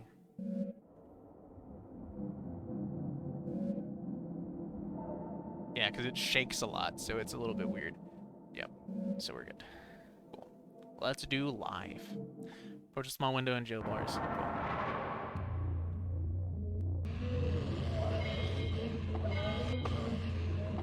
Let's teach you life, Grandpa. Get absolutely taught, you nerd. Education. Life. Having completed the lesson, you take a look at the back of your vocabulary module card and notes there written by the administration pass. Life, part of vocabulary and vocalization module P29, concept formation. General pronunciation comments, none. Module comments, see below. As a week 3 of growth, 24, number 24, Whiskers appeared to recall some information from a previous growth cycle. We cannot be sure that this was really the case for all we know. What we interpreted as it's recollecting this information was really it drawing semantic content from one of our recollections of it and redeploying it without any rationality or contextualization. For the sake of our safety and for the sake of scientific inquiry, we are attempting to draw out from Whiskers whether it somehow retains knowledge from previous cycles in a morphalectic nucleus. We did not think it was possible the nucleus, though complex and incredible in its regenerative abilities, was capable of this, and that the nerve network that grew from it made up the base of Whiskers' mind. And so we are now attempting to ask Whiskers, as best we can, if it has ever died, or what it might remember if it did. Thank you for the hydrate. I completely forgot, and I'm very thirsty. Step away and store the module card. Sounds good, sounds good. Let's keep teaching Grandpa. Alright, Grandpa. Get taught. Indecision. Alright. A little bit of a bigger word.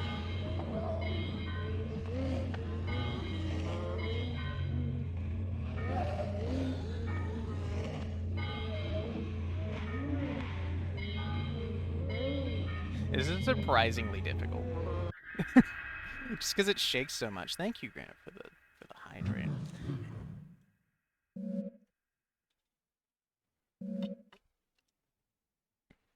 General pronunciation comments. Articulation problems, possible trouble with diphthongs. We're introducing the latest growth of Whiskers to more subtle social cues and testing its ability to judge mental state of participants in conversation. Semantic content that flows to Whiskers via its psi field is still becoming muddled and slipped without distinction into conversation, although our intention of instilling it into a solid theory of mind will perhaps make it begin to understand that we do not know what it knows or what we are, or know what we are without our control sending to it. One would think a theory of mind seems to develop as part of its maturation process. In order to hunt sapient beings, it must be able to deceive them. In order to deceive, it must be able to make certain metacognitive judgments. For example, if their deception appears to be working or how one ought to be deceived, we may never see it develop a theory of mind anytime soon, as Dr. Hart has disallowed a cycle of Whiskers growth to live into the beginnings of maturity. Well, I think I'll be doing that, so I guess we can end week then. Weekly summary.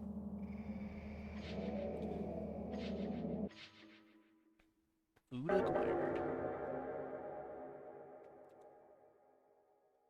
Week 4. The time I have spent compiling, or the time I have to spend compiling an evaluation on Adrienne is almost up, and I still can't say what to make of her changes in mood. It is of course the case that children of Adrienne's age and are nowhere near finished learning and growing. I may have to simply be happy that Adrienne was able to improve her attitude. However, something in the odd and occasionally grotesque stories she continues to bring up to me still strike me as meaningful. How has your week been, Adrienne? Grandpa's almost ready. He's almost finished. Well, sort of. Ah. He's almost as big as his shell now. He has a face and he can... Oh, I didn't fucking communicate with him. Oh, I forgot. I forgot to communicate. I thought I was forgetting something. He's almost as big as his shell now. He has a face and he can talk pretty well and almost has legs. I see. As before, I have put down the story she told me as best as I could. I mean, I believe I saved. I could just, like... Once again, Adrienne told me about growing her grandpa. Here, I believe I saved, so we might be able to just go over here. Let's try an exit game, and we should be at. Please exit to main. Thank you. I was like, do not just exit the game. That would be bad. Cool. All right, I did. So I can just quickly do this. Go to Grandpa and attempt to communicate. This begins to unknit its skin. The inner Grandpa, though it's still not fully formed, is revealed. It may be fruitful to speak with it. This isn't concerning. Let's see, do you say anything different about these? Now that you might... Grandpa still struggles somewhat to speak due to its undeveloped tongue, mouth, and jaw, however it manages to rasp out an answer. Hunger is not enough. On the walls of a cave, a rock can be hunger transformed. Desire is fulfilled by pain. Your grandpa doesn't have the right words. Right now, I can only say... Oh, your grandpa doesn't have the right words. Right now, I can only say, I love you.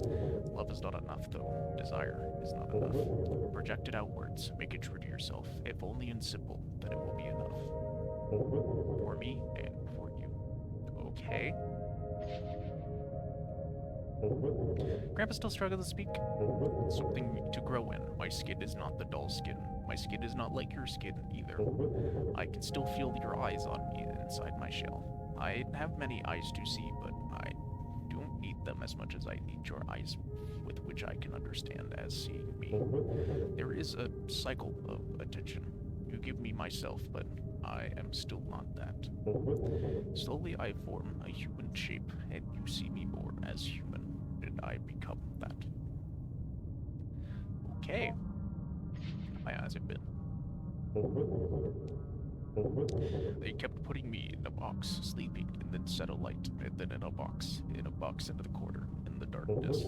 Most of you couldn't read, then the scribe came and wrote what everyone said they wrote on strips of bark with thin ribbons. No, it was not that. It was a paper posted somewhere. It had words to open the box. I was half dead in the box. Part of me that dies was put there for a long time. That part of me and other things they threw in a refuse pile. Papers they discarded. Okay. A spell language. Grandpa still struggles. Grandpa is old. My lives were easier before I made myself to speak, and before you made clothes to wear and rules to obey. Your grandpa remembers I have learned much in many lives and deaths. Keep speaking with me. I love talking with you and learning from you, and it helps your grandpa so much. Soon I will be everything you would like me to be. Goodbye, Grandpa. Oh my god, Grandpa remembers. I know, right? He's such a sweetheart. Okay. It's a good thing that I went back, because I had a feeling that I was like, wait a second, I forgot to communicate. Alright, we can probably skip this. Since we already communicated, we already read.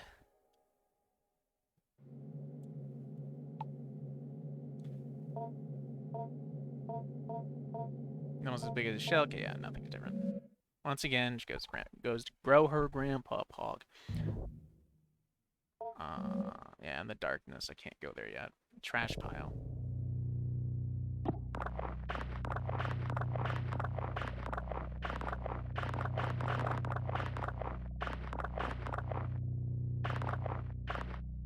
Fully cleaned. What's this? Bar soap. Ah, alright. Probably not that. Bulbous growth. Still the same. I don't have like an edge.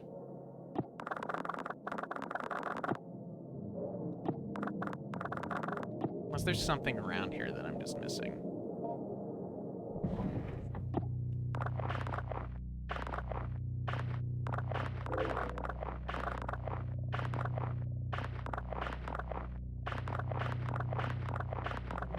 Fully cleaned.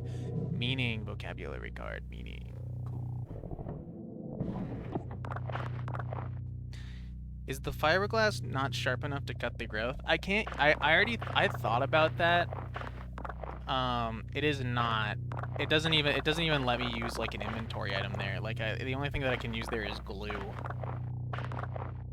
Was that face always like unhappy like that? I can't remember, but I'm just gonna assume it was, for my own sake. This is still closed. There's a bulbous growth over here now. Corner in the basement can be easily opened with a sharp edge. Yeah, because I don't have anything. Trash pile. I know. I don't think anything here is different. Search trash pile.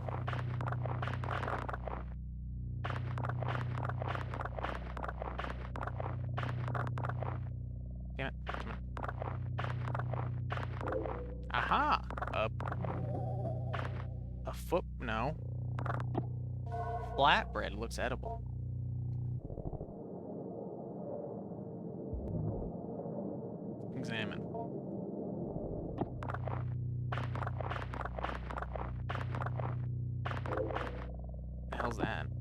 mushroom looks edible. My grandpa might like this. We're about to get Grandpa high, apparently. Alright. Let's get it. Symbol. Alright, we got it. I don't think... Because I can't do anything with this. I have the generic human figure, which is this, but nothing else with it.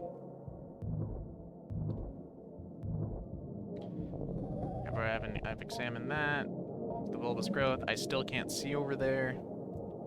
Is there anything different about this?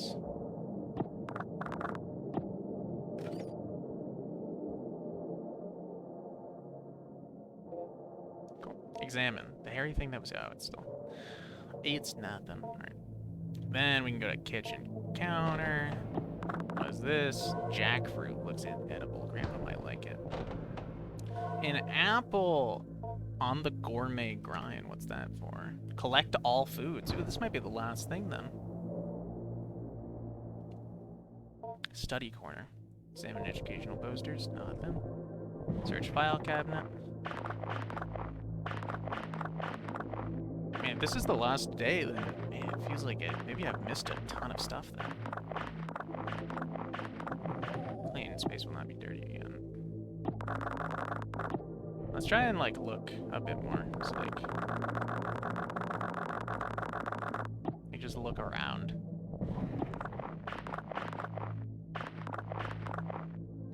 Like maybe there's more to meets the eye than this. It's not just highlighted stuff.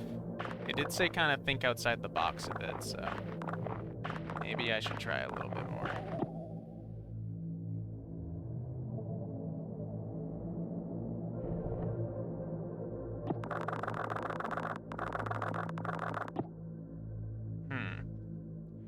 Doesn't seem to be there, at least.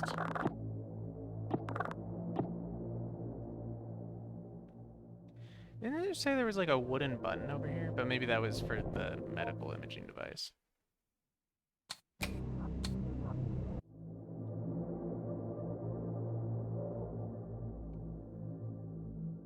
Wait, so darkness you cannot explore without some form of light. Well, I still don't have any, like... Let's look around a bit more.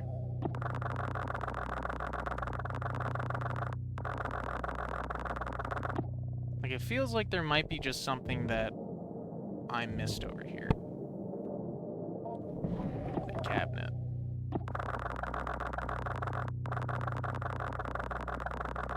Because apparently I've collected all the food, so maybe there's more than meets the eye.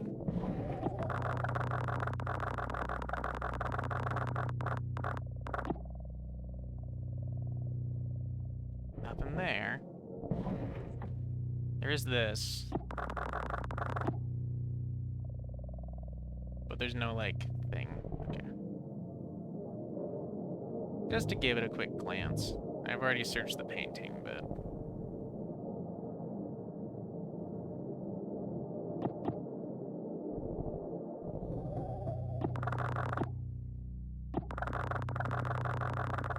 There's nothing.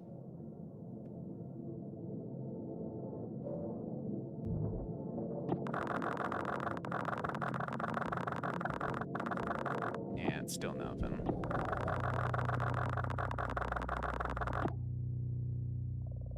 Alright. Well, let's go give Grandpa some stuff.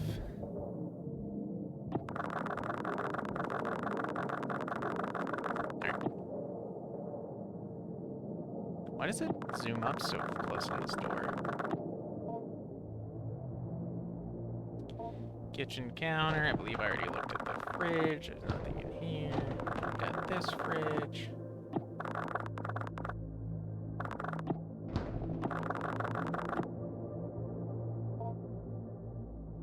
I mean, maybe I could, like, feed him some stuff and that, like, does things, but I don't really want to feed him a bar of soap. Feels a little weird. Unnerving. It also said, like, there's a knife down there. I mean, it's a butter knife, but it is something.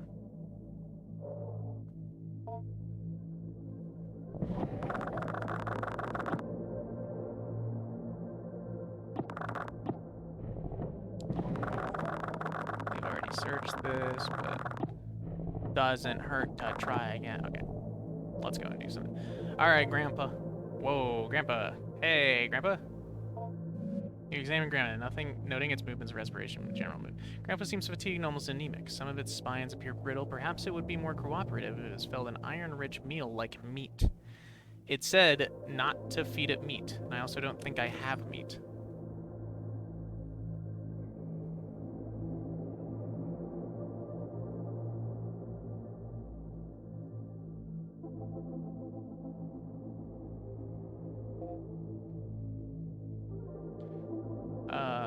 Observe. No, damn it. Feed Grandpa.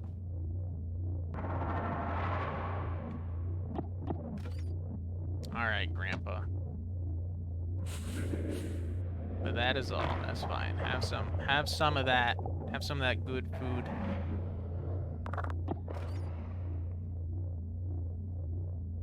Cashews. If it did smell, but we'll accept this too. Accept this as a meal.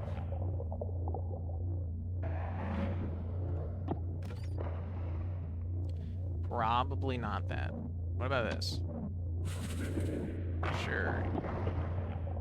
It said 4, right? I believe it said 4. No, it said 3. Okay, cool. Teach Grandpa. Alright. Go to the... No. Go back. Go to Grandpa. Teach Grandpa. Well, examine Grandpa, notice it's very... Wait, what did it say? I almost said spines. Perhaps it would be more cooperative if it fell an iron. Yeah, it's not gonna happen. Teach Grandpa. Meaning.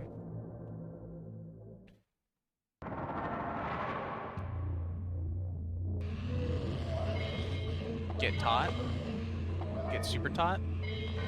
Get ultra taught. Find out the meaning of meaning. Okay. God gamer, let's go. Deep within Grandpa's strange family meaning. Meaning, part of vocalization, metacognitive higher thought, general pronunciation, comments, and on.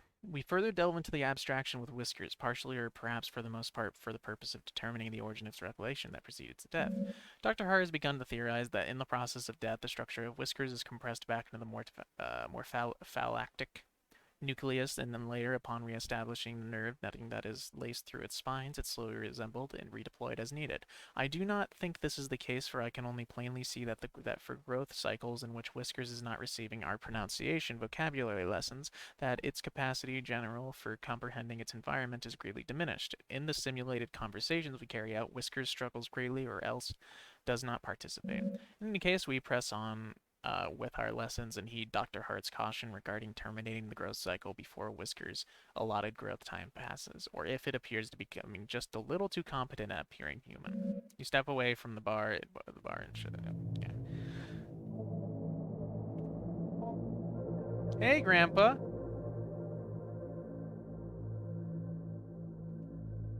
You good? Movements, respiration, general. Grandpa seems fatigued. Yeah. Teach Grandpa. Approach a small window. Hey, Grandpa. Here's the symbol.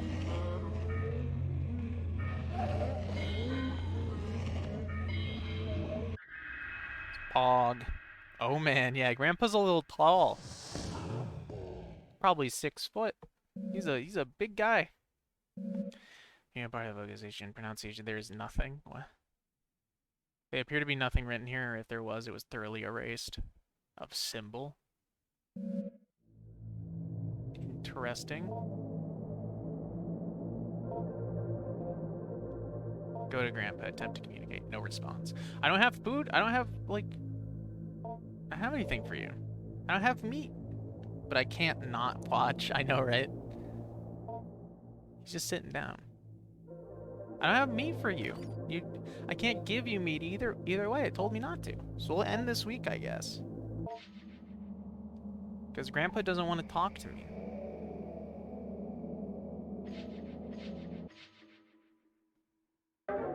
Week 5.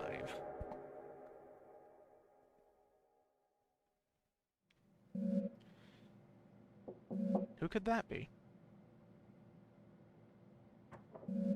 Come in. Ah, Adrienne, good to see you. Aren't you a little early? No matter. I suppose I have some time now. How have you been? How's your grandpa doing? That's why I wanted to talk to you. Something happened. Oh, what happened? Nothing bad, I hope. No, nothing bad. Just different, I think. Maybe even good. Well, I'll tell you about it. Well, last night something woke me up. There was a noise at first. It's like it came from the walls, but I could hear it from my bedroom. But there was something else. Something calling. I could hear it just barely. I was afraid somehow Grandpa hurt himself. I had to go find out.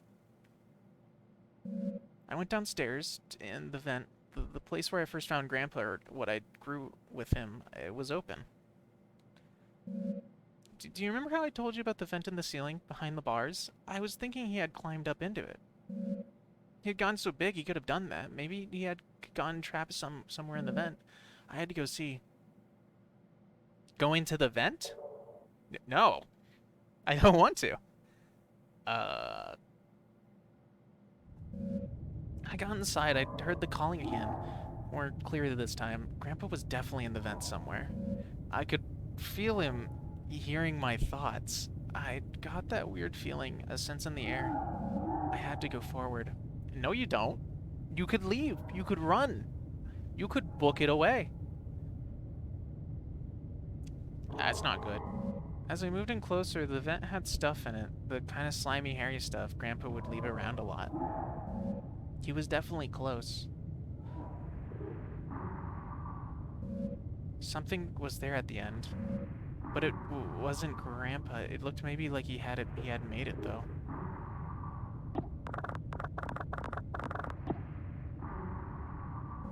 It was slumped in the corner. It had a weird mouth, and it had its lungs on the outside, and drew in just enough air to call out, and then it just stopped. Stopped breathing. And then something was hanging over me.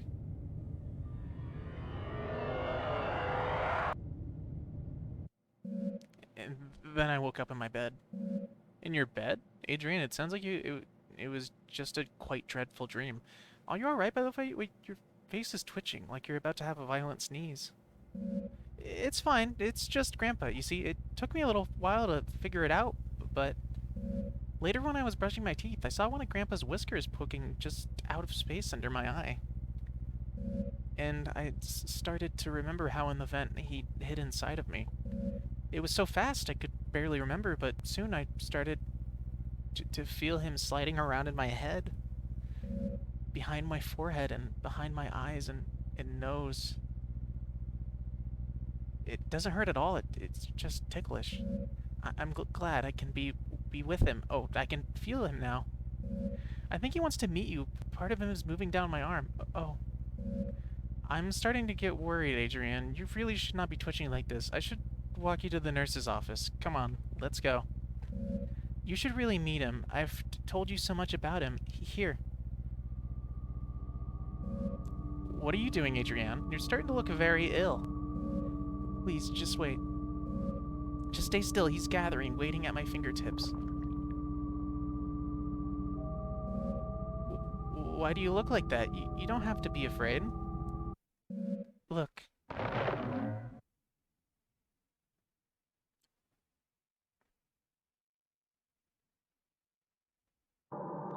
There are two endings to Grandma Grandpa. You got failure of fulfillment.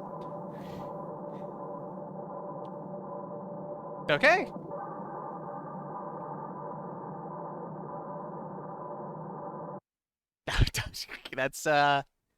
That's concerning.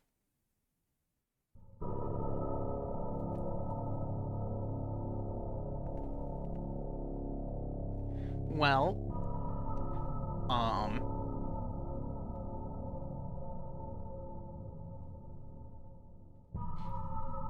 I don't think I did the correct thing.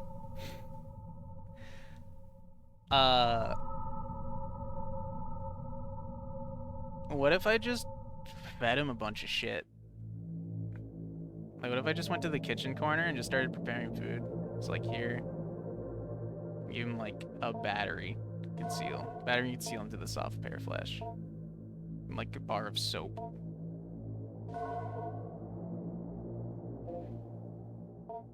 What if I overfeed him or something?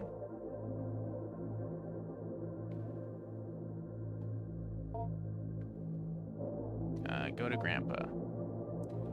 Feed Grandpa.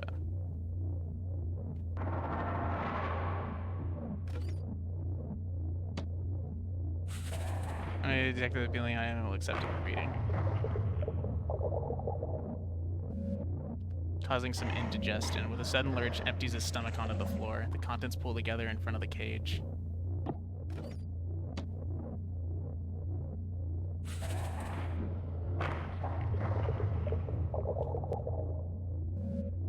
Some more indigestion. With a sudden lurch, empties his stomach onto the floor. The contents are deposited in the pool of Grandpa's previous stomach expulsion.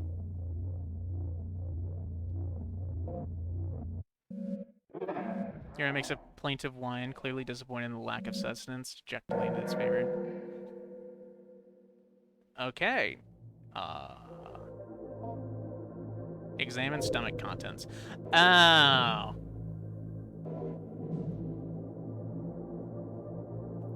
Okay. I see. Here, okay. We'll do one more playthrough, and it'll be faster because I'm not going to be reading everything. So let's start. Yeah. No, damn it. No, God. Okay, fine. We'll do this real quick.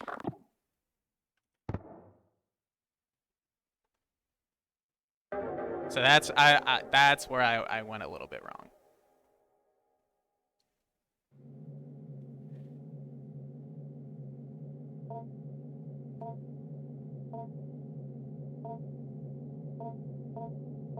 So I need to feed him, like, random garbage, basically.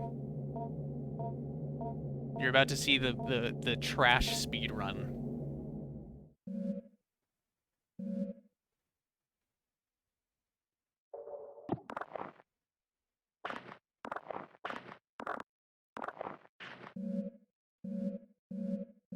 Since I don't have enough time to play through Iron Lung, I can probably get through this pretty quick.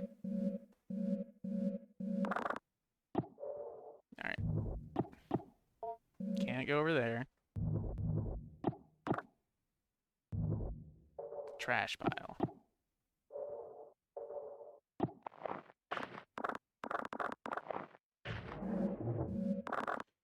Take doll. Search closet.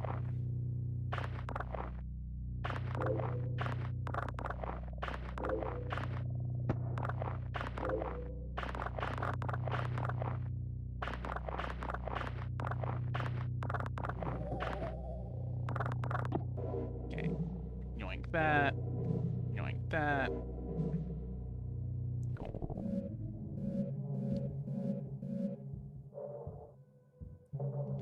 Can't go there yet. We already read that. We already read all this. We're just gonna go real quick. Enter. Tarp. So yeah, I know at the beginning of the stream I said that I probably wasn't going to do both endings, but I can see where I went wrong and that I could get more stuff. Alright. So let's see. Oh yeah, I gotta do the glue, human representation, doll.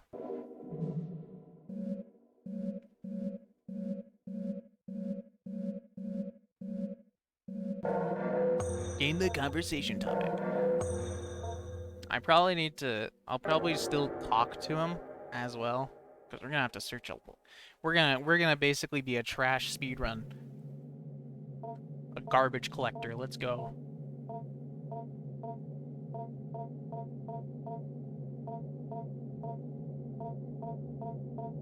I am zooming. Okay. No, I should go see Dram first.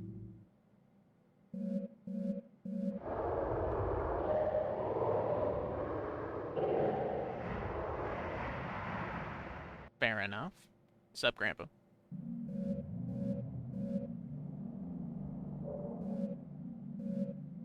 Yep, don't worry. I know how to play the game. I just made a mistake.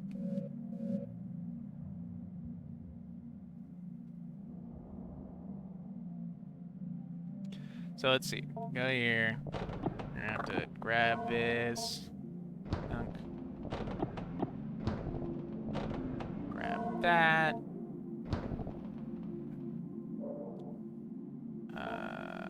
Oh, I thought wasn't there a poster? Can I look at the posters? Not yet. Where's it? Study corner. Oh, educational posters. Okay. Yeah, no reason. I don't need to read. Not this time.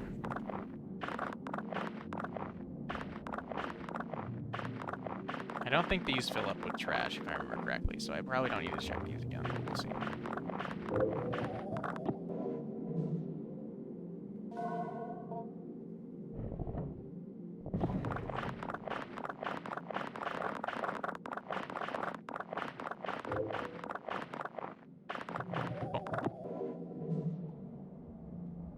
Sorry if I'm a little quiet. My throat is a little bit shredded from reading all these documents. But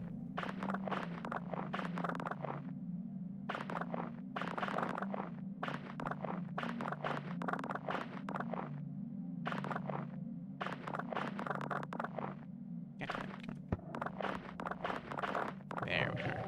Won't be dirty until next week. We're fine. We're fine. Okay.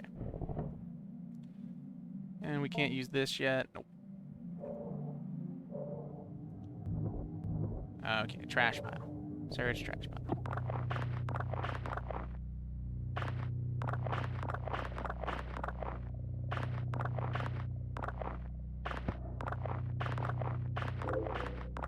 There's the paper doll. Give me the paper doll. Okay. So now, go to left. Trash pile, search painting. There's this here. Like that.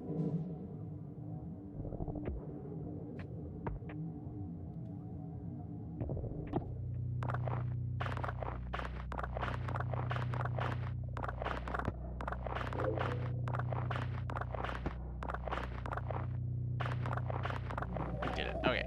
We got fiberglass, so we're gonna definitely feed him that. That sounds pretty good to me. Pretty yummy.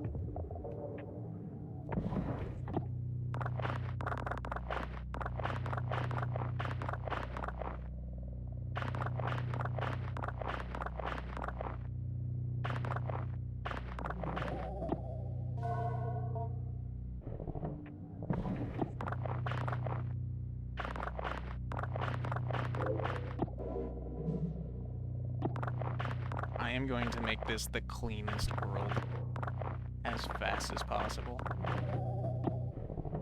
Bottom drawer? Okay, no. We're good then. Examine.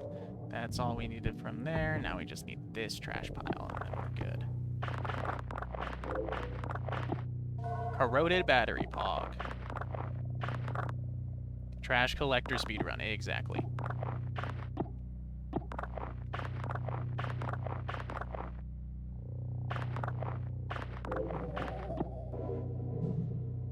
Okay. I believe that's it. So go to this, enter. Let's go to the radiology, medical imaging device. I don't know if this saves, but let's just click on them just in case. Might get, I don't remember if it gave me anything, but okay. Then we can go over here. No, we can prepare food. Soft vegetable. Wait, let's save first before we do that, because maybe it might depend on like what you give him that gets him all happy.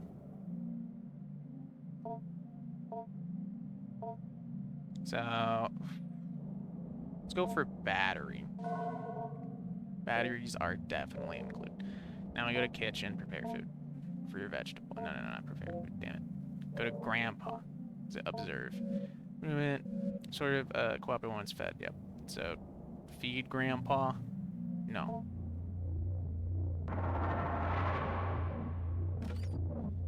Okay. So blueberry. No. Concealed battery. Accept it as feeding.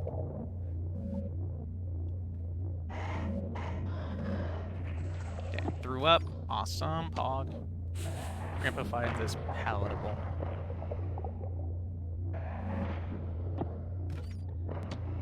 No. Not that. Cashews or lettuce. So we gotta make sure not to accidentally feed him, like, normal stuff. Grandpa silently slides back into his thing. So I think, yeah, okay, so he's good. Acceptable foods. Good. Go to Grandpa.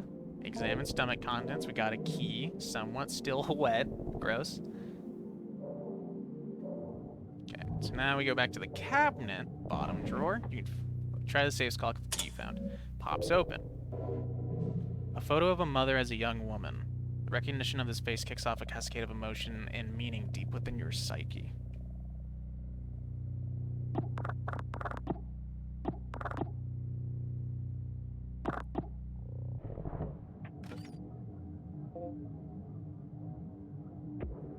So we have this now. Tangible symbol of attention and desire.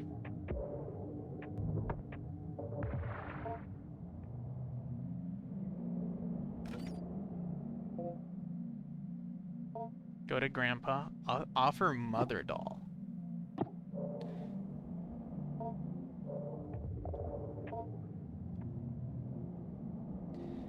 Okay. Yeah, there was nothing down there. Offer mother doll? Grandpa doesn't appear interested at the moment. Okay. So let's teach Grandpa. Don't worry, I know how to do it.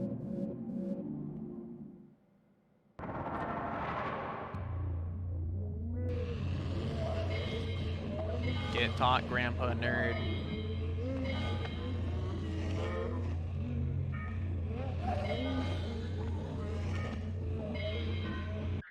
Cool.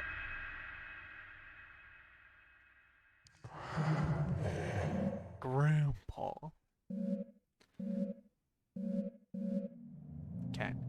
So now we can,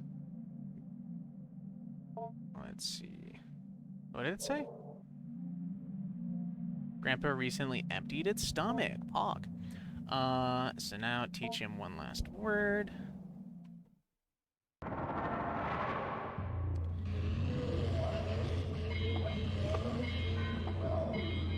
I was gonna say, if it just stays there the entire time, that's pretty cool. That was pretty quick. Alright, fair enough.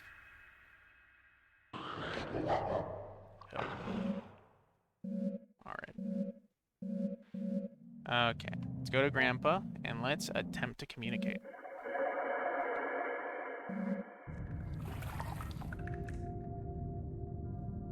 Ask about wish. I assume that it'll be the same thing. New lives out of air.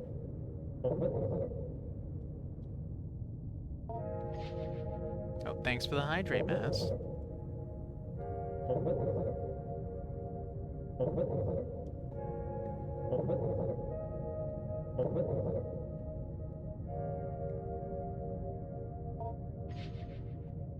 All human skin, grown around me to fit. Such a cool game, I love it. Alright, can I offer you the mother doll? Nope, not yet. Okay, so now we can end week. It should still be the same thing. Gained a conversation topic. Language.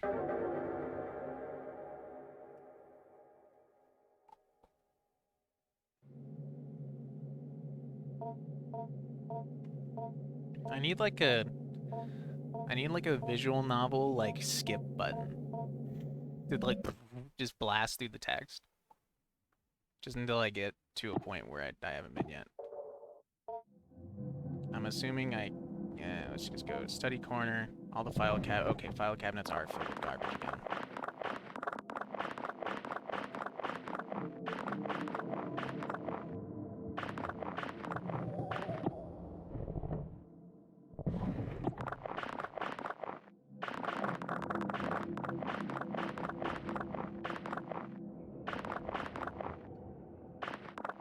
I'm here to pick up trash.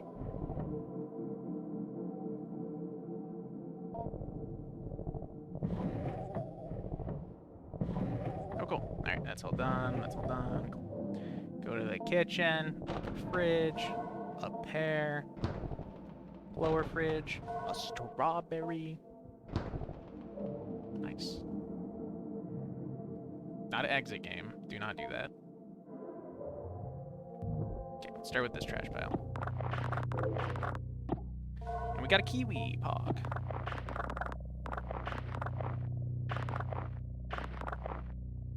And I believe maybe it's just because I need to be able to communicate with Grandpa every day.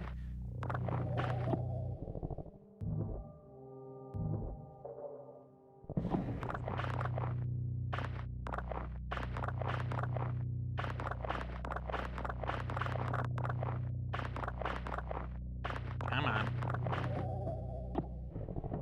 Top drawer. Made it in a movie.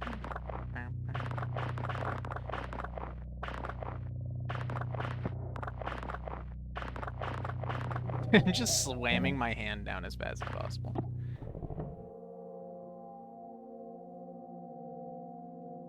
I just got it. Oh, okay, yeah, I just had to read that out loud. Dude, I feel that. I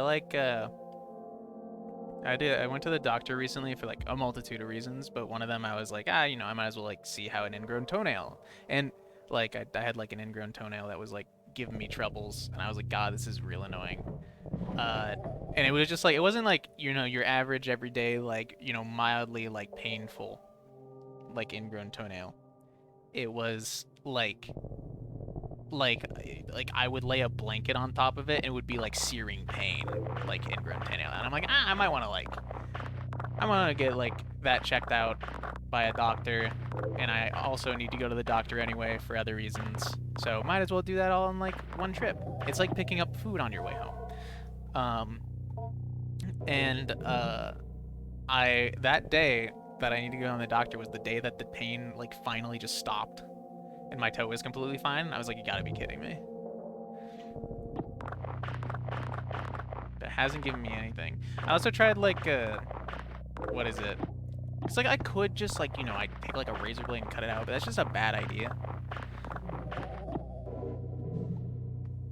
Like, also this is changed to a mature stream because I didn't know how much this game would show, so I could speak about whatever I want here. Doesn't matter how vulgar it is.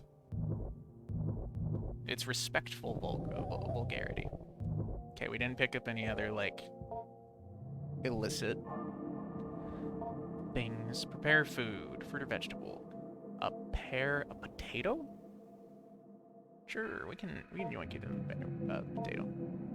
Conceal. Frick heck mother trucker. Damn. Got me. He truly did get me. Go to Grandpa. Yo, do you want... Grandpa doesn't appear interested at the moment. Okay, Grandpa, do you want to void your stomach contents on the ground real quick?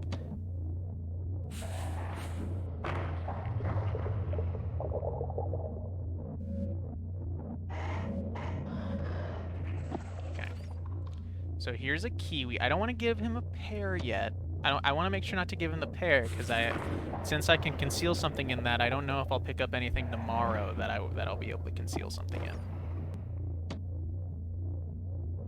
Here's a strawberry. Wait, shit. Don't I need to give him 3 things?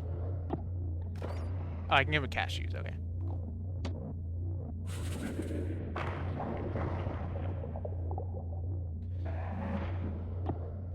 All right.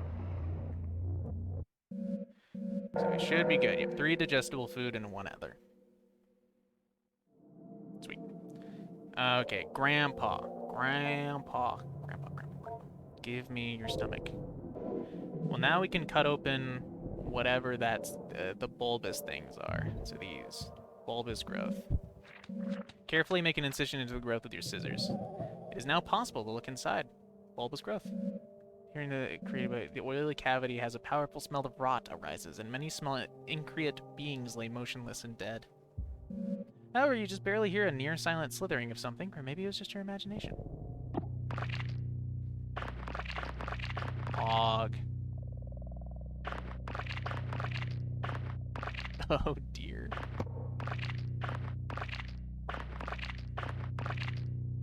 This is great. That's a head. This is just a head. This right here. This is just a head.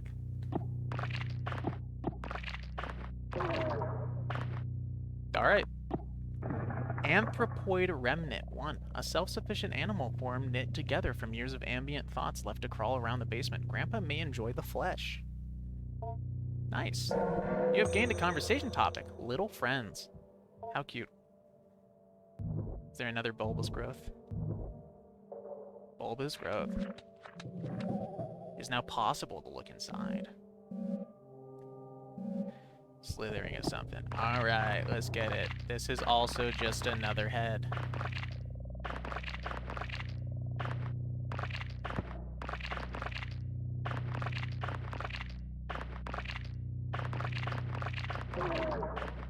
Hey, there he is.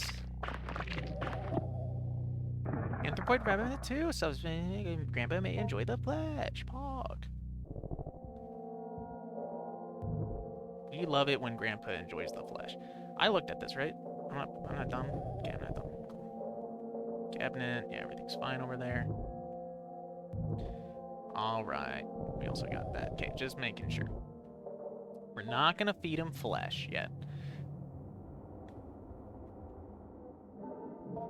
Go to the study. No.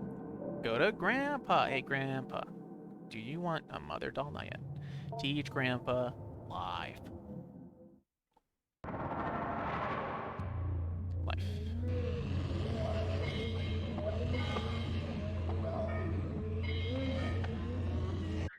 Nice. Can you still not see in the dark corner? No. I assume that's gonna happen next. Because I'll be able to, because there's one more thing tomorrow. Or next week, I guess you would say. That will probably, he'll probably void the contents of his stomach and then give me like a lighter or something. Like a flashlight.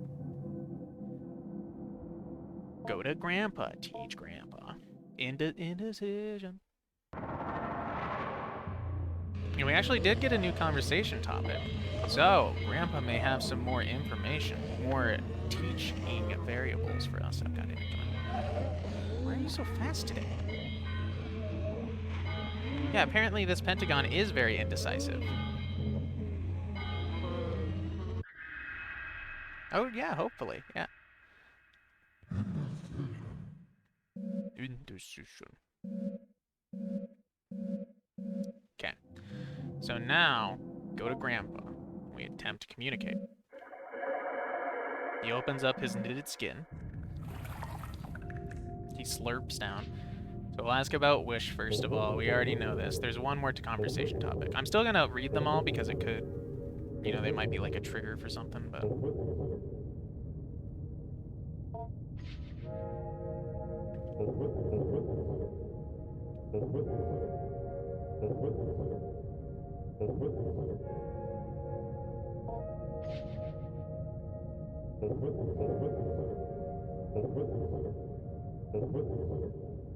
Alright, Grandpa, come on. You can speak a little faster than that.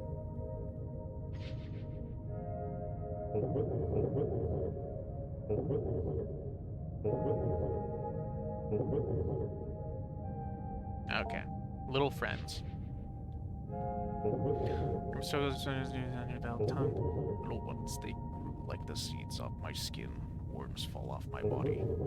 Thoughts falling off of me. Dreams put there by others. When I was under the ground, I made only very few. Shepherds walked through the grave, and I saw them lusting for their wives, and my skin made their loving faces. I called them out into the darkness, but their loved voices, one by one, I took the shapes, and their skin, and their blood. That was a time ago, before stone buildings, before the orders of angels, and words, and symbols. I'm sorry, Grandpa is thinking, but there's a little left over from others too. I am still so hungry for flesh. Part of me is, I wonder, I would even eat one of them that fell off of me. I can't help it, they grow off of me. They fall off and grow in the dark, go around me. Bye, Grandpa. Do you want the mother doll yet? Okay, so tomorrow will be the mother doll. So we should be good then for today. Save game. Not exit game. End week. Weekly summary. Alright. And I'm gonna assume that the therapist doesn't really have a whole lot to talk about today. Or doesn't have a whole lot. Where did you find the mother doll? I found, so basically I had that like paper doll. I don't know if you ever saw it, but I had like a little paper doll in like when I would go to the glue thing, and I never found the picture. But since I made the grandpa the first day, the first week today, or the first week, or the second week, I guess you would say, void his stomach contents, it gave me a key which allowed me to access the like bottom cabinet thing, and there was a picture of, I think it's his mother, or like one of the beings that he is, his being's mother. Um, and so I glued that together, and now I have that option to give it to him. So let's see, bulbous growth, looking at oil cavity. This feels something's living, but it might just be your imagination.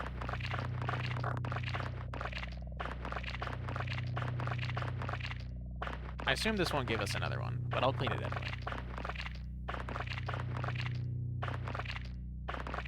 Cleanliness is the next to godliness. Trash pile.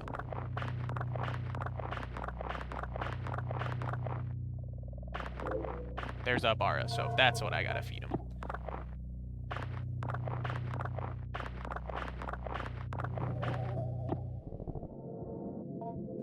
Still can't do that.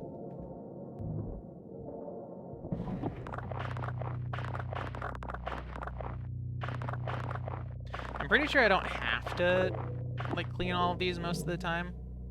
But I mean, you know, you gotta get that satisfaction of just grabbing that last piece of trash, you know?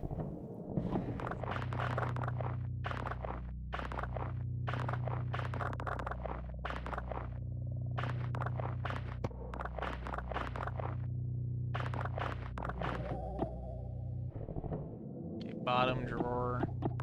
Yeah, this is where I got it. Bulbous growth. Carefully make an incision. Possible to look inside. So I assume that this is gonna have the next weird little friend, as they call it.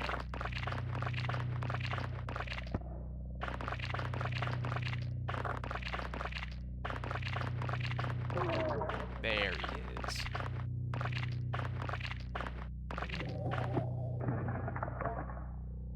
Oh, thanks for the hydrate. Very much appreciated, Keisha. Search painting, nothing there. Search trash. I love trash. Yum, yum, yum. Trash. Yum, yum, yum. I'm so focused at grabbing this trash as fast as possible.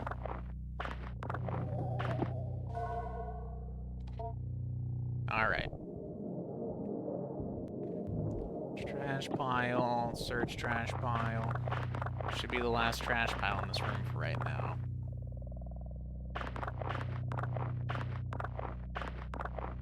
There we go. There's a mushroom. Okay. Grab that. Go out. Bulbous growth. I almost forgot that. One more bulbous growth.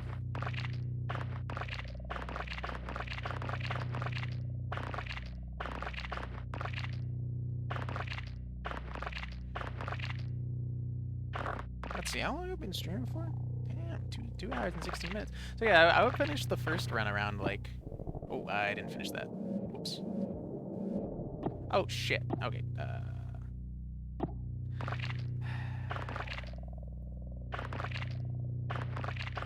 let's clean it. Clean it better this time.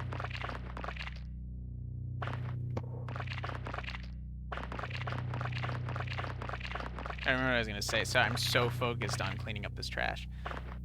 There we go. So is this? Yeah, will not be dirty again until next week. And this was already searched. Oh no, it wasn't. Cool.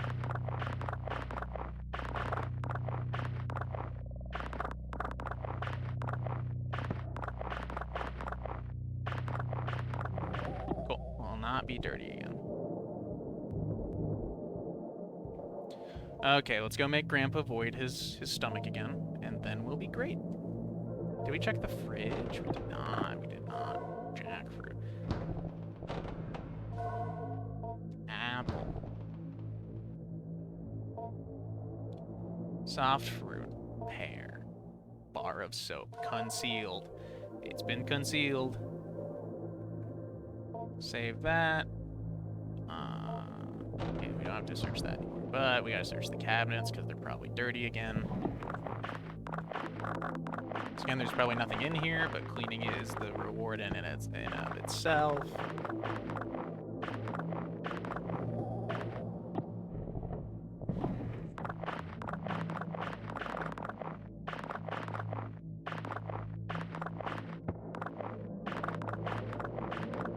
I'm so excited for next week because that's when God of War Ragnarok comes out. I'm so pumped. I've been waiting so many damn years for that game. I'm excited to just play through it because I'm hoping to 100% God of War again before it comes out. And I've already started on that, but I think I could do it before the time is up without like destroying my sleep schedule or anything. So I'm excited for that. All right, Gramps. Time to Let's see, observe. Continuous respiration. I've had an iron-rich meal like meat. Hero does appear interested at the moment. Oh, exciting! Yeah. Attempt to communicate, teach Grandpa, feed Grandpa. So we're just gonna make him void. A wiggling human-like grub. Concealed soap. There you go, buddy. He's not gonna be the most happy in the world, but I'll come back.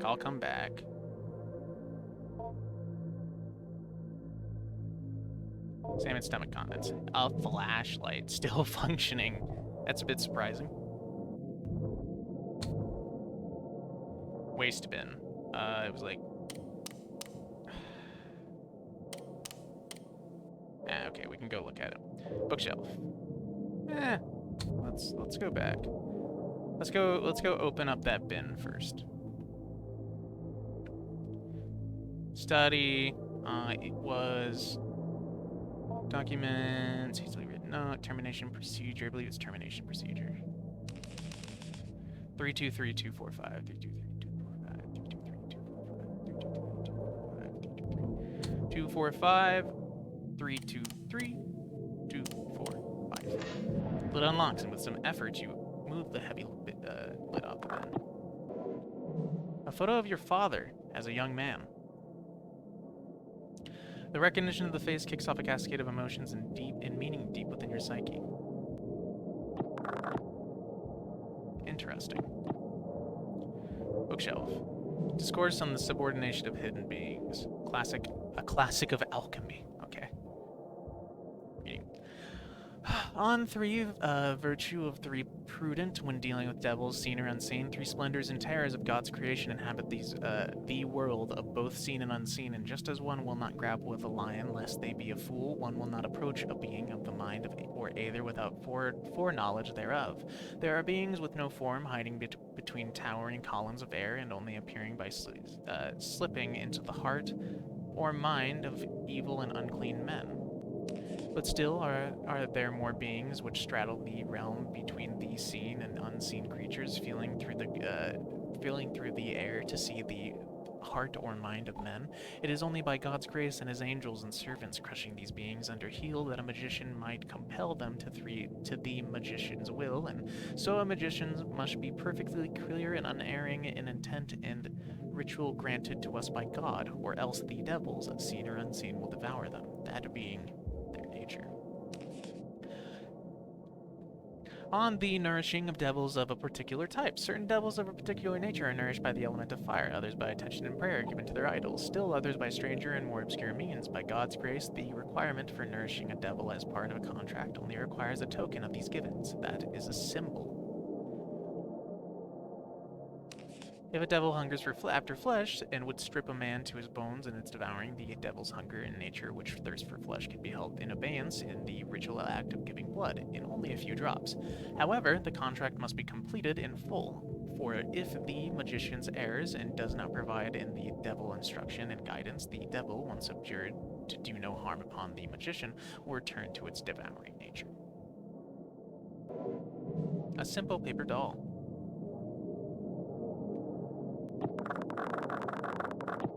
Cool.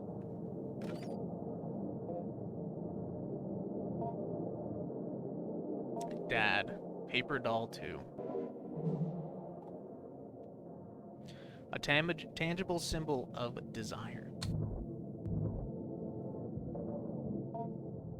So let's save game. We won't save again.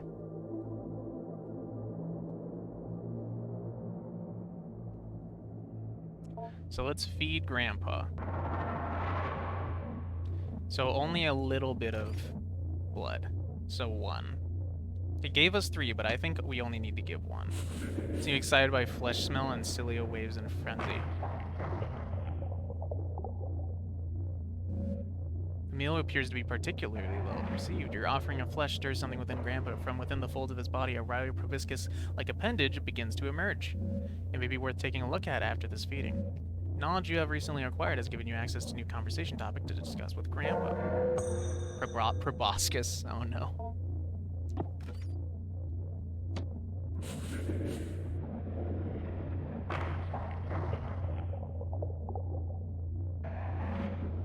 Appears to be sufficient. And then a small cut of flesh from a jackfruit. It's very dry, very hard. Finds this palatable. So it said only give him a very modicum, like a very small amount. That's at least what it said for like a demon or a devil. So we gave 3 digestible food, which is what it wanted. So Grandpa doesn't seem interested at the moment. Examine proboscis. Motion to Grandpa to approach and point to the thin protuberance. Grandpa silently ambles closely to the bars and fully extends it towards you. A minuscule needle extends from its tip. There appears to be one more thing you must give, if only for the sake of propriety.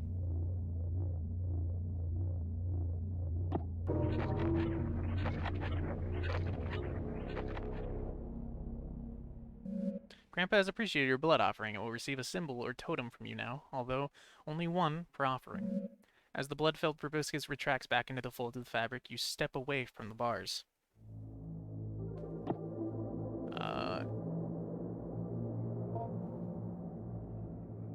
Observe.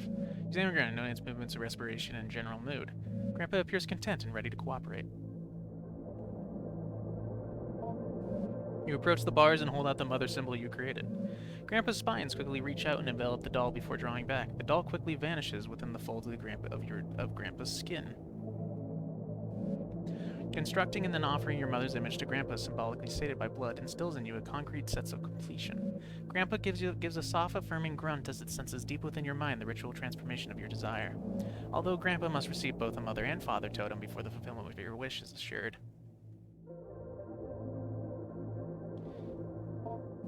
Many moments appears ready to cooperate. So maybe we have to feed him 1 more piece of flesh. You examine Grandpa, noting its movements, respiration, and what moves. Feed Grandpa. We'll feed you 1 more.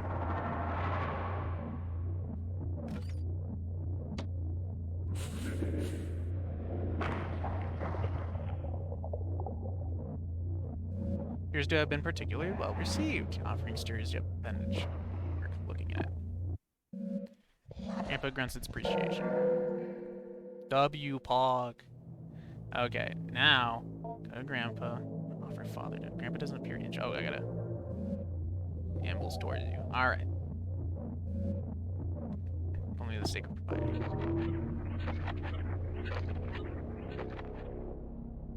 So a blood offering, although only 1 per blood offering.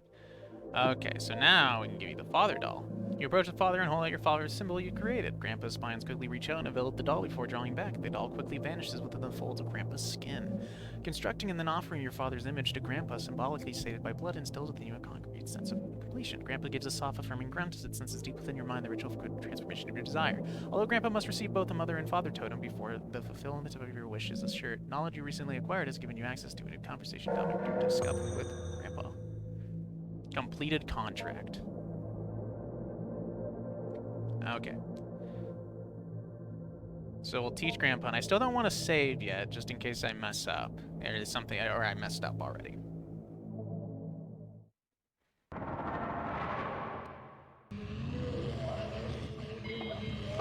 Get taught, nerd.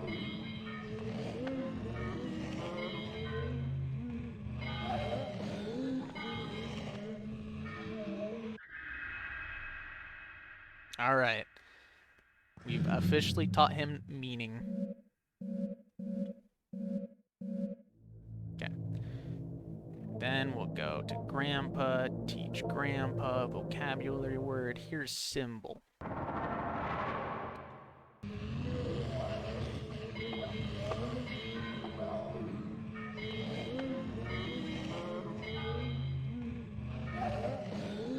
Damn it, Grandpa.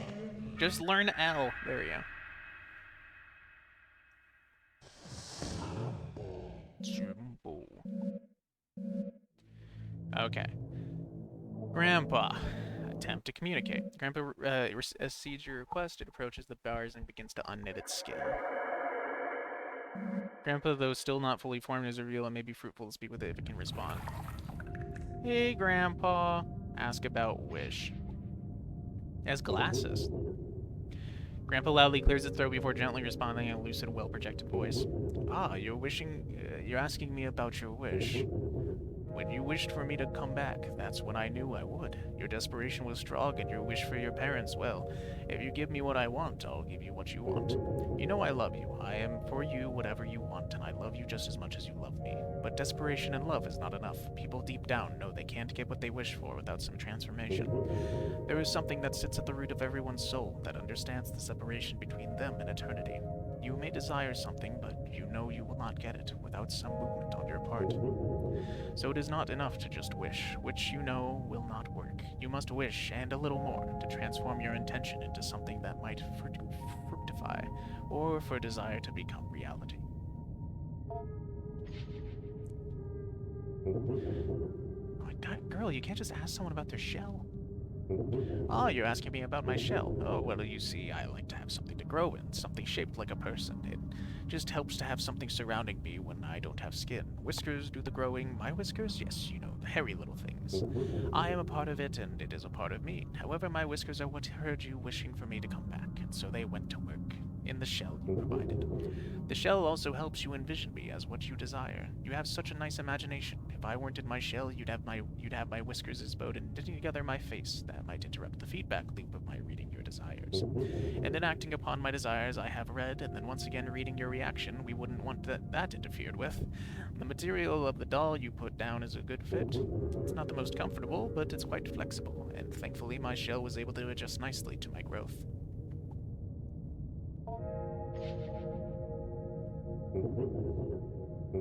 Oh, you're asking me about the medical waste bin? I believe it's locked up. I heard them punch it in the code many times as they placed burnt up dying self into the bin. They often forgot what the code was and had to go check on the wall where they always were taping sheets upon sheets of information, so much so that the new papers would cover the old. What do you think you would find in there? Well, perhaps something they did throw trash inside from time to time, bits of paper and so forth. I remember seeing a man looked quite like me.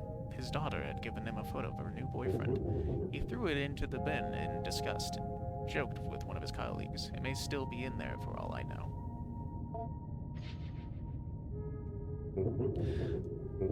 Oh, you're asking about language? Well, the more you taught me, the more I was able to learn myself hearing. And you are thinking and saying, a week ago I could speak a little bit, but I was less of what you imagined.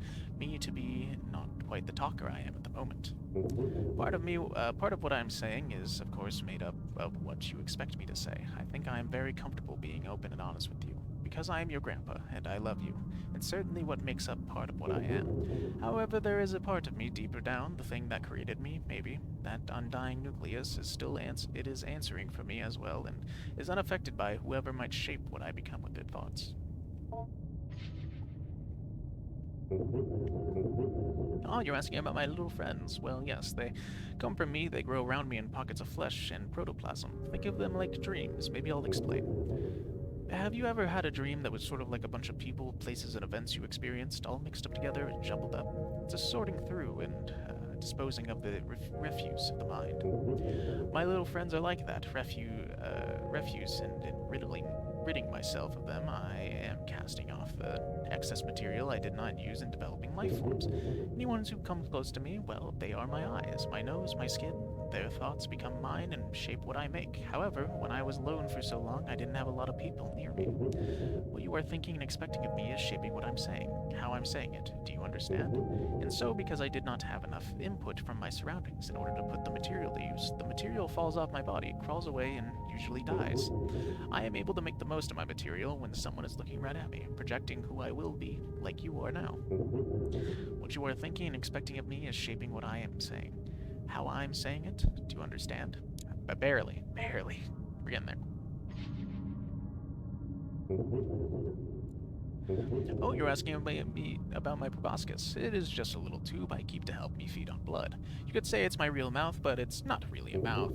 It appeared because you fed me flesh, one of those little friends you found, I think. Your feeding me flesh was a symbol, a proposition, if you will, that you wanted to hold up your end of the bargain with regards to your wish. If someone is willing to hold up their end of the bargain and let me feed on them with my proboscis, then they can move on to the next step of the agreement, providing me symbolic instructions. I hope that clears things up. Oh, do you have another question? Do I like the blood? Well, my whiskers, I believe they like the blood, and the flesh. It's strange. They are me, and yet they are now me. I am bound to them, they control me, and technically, yes, they did make me. However, you are the one who really grew me. In some ways, those whiskers, they are me, or a part of myself, or I'm a part of it. That part is much more animal-like. Whatever might happen, know that I will always love you, and because it controls me, I might not be able to act how I would like, even if I do love you.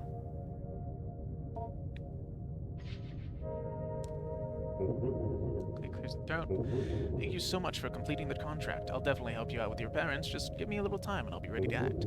I think you'll be very happy. Your grandpa is very happy too. You did it all by yourself, you know. I couldn't have helped you if I tried. I would have really not have I would have really not have liked to. Well, I did not want you to complete the contract. I would have hated that. Oh, to not complete the contract.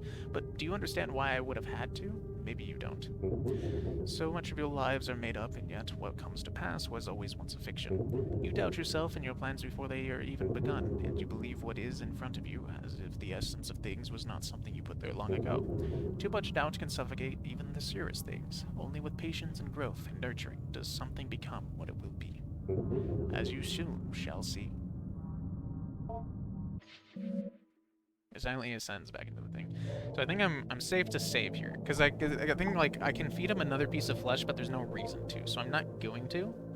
And I think that should be the end of the week. End of the week.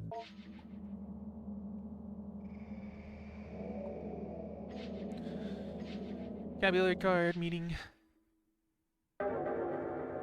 Week 5.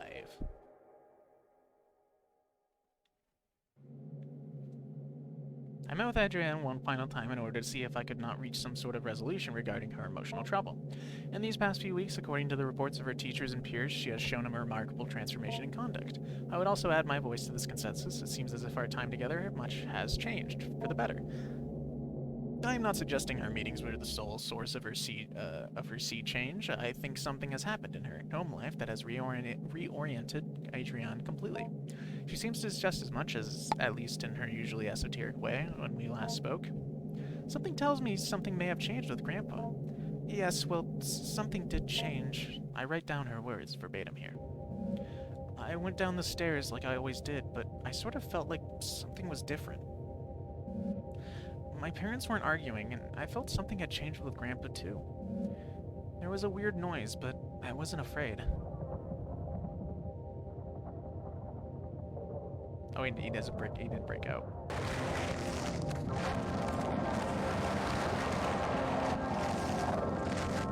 Yeah, this seems fine.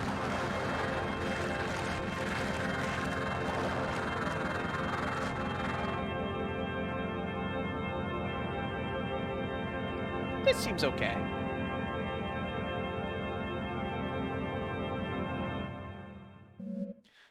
I think my grandpa had to leave, but before he left, he made my parents nice. He reached inside and changed them. That was my wish. And maybe even what I was growing wasn't really my grandpa. Grandpa left what I was growing behind. He is gone now. He moved quickly out to I don't know where, but I'll always love him. I dismissed Adrienne soon after, letting her know it was a pleasure getting to know her. Despite my apprehensiveness about the speed of the turnaround she has made, I cannot see any reason why Adrienne should be considered for further evaluation. And as a counselor for Adrienne, let it be known that I believe she is of sound mental and emotional health. I am pleased to see things turn out this way, and if I may make a brief addendum, by happenstance, Mrs. Richardson bumped into the Hart family the other day while running an errand. She told me the parents were a little odd, but very pleasant, and quite clearly they adored their child, and that she had never seen Adrienne happier.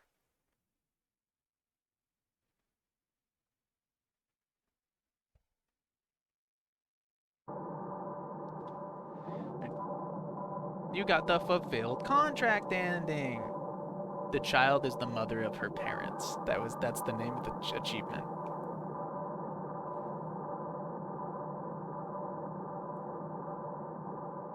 Nice.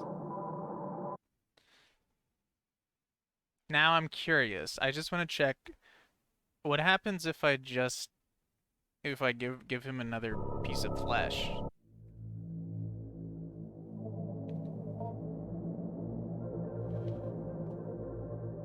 W's only. Yeah, no, this has been a great game. About 2.5 hours, 90 minutes for that first completion, and then another hour to like get the other ending. That seems about right. It's very nice. It's very nice. Here.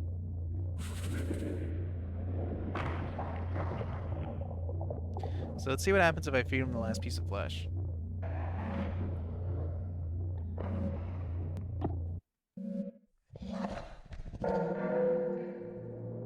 So let's go to Grandpa. Let's examine the proboscis. So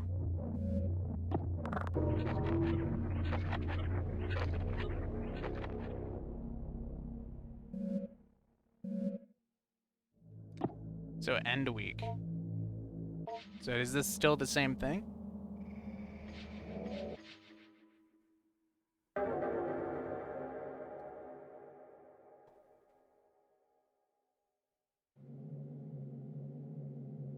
Oh, one final time. Transformation, reinvented.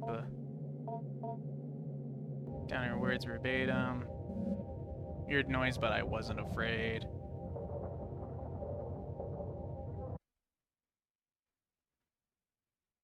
Okay. So I think it's just the same thing. Whew.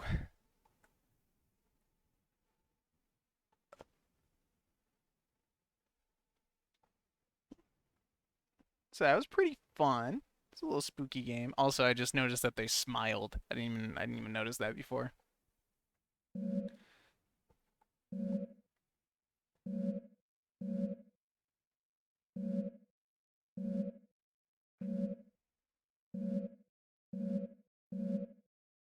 Nice. Well, that was growing my grandpa. I don't really have time to go play Iron Lung this time, but perhaps next Halloween or around the next time, or just like I don't know, sometime in the future. I probably won't be able to stream for a little while. Probably 1 or 2 weeks, just because everything's sort of like messed up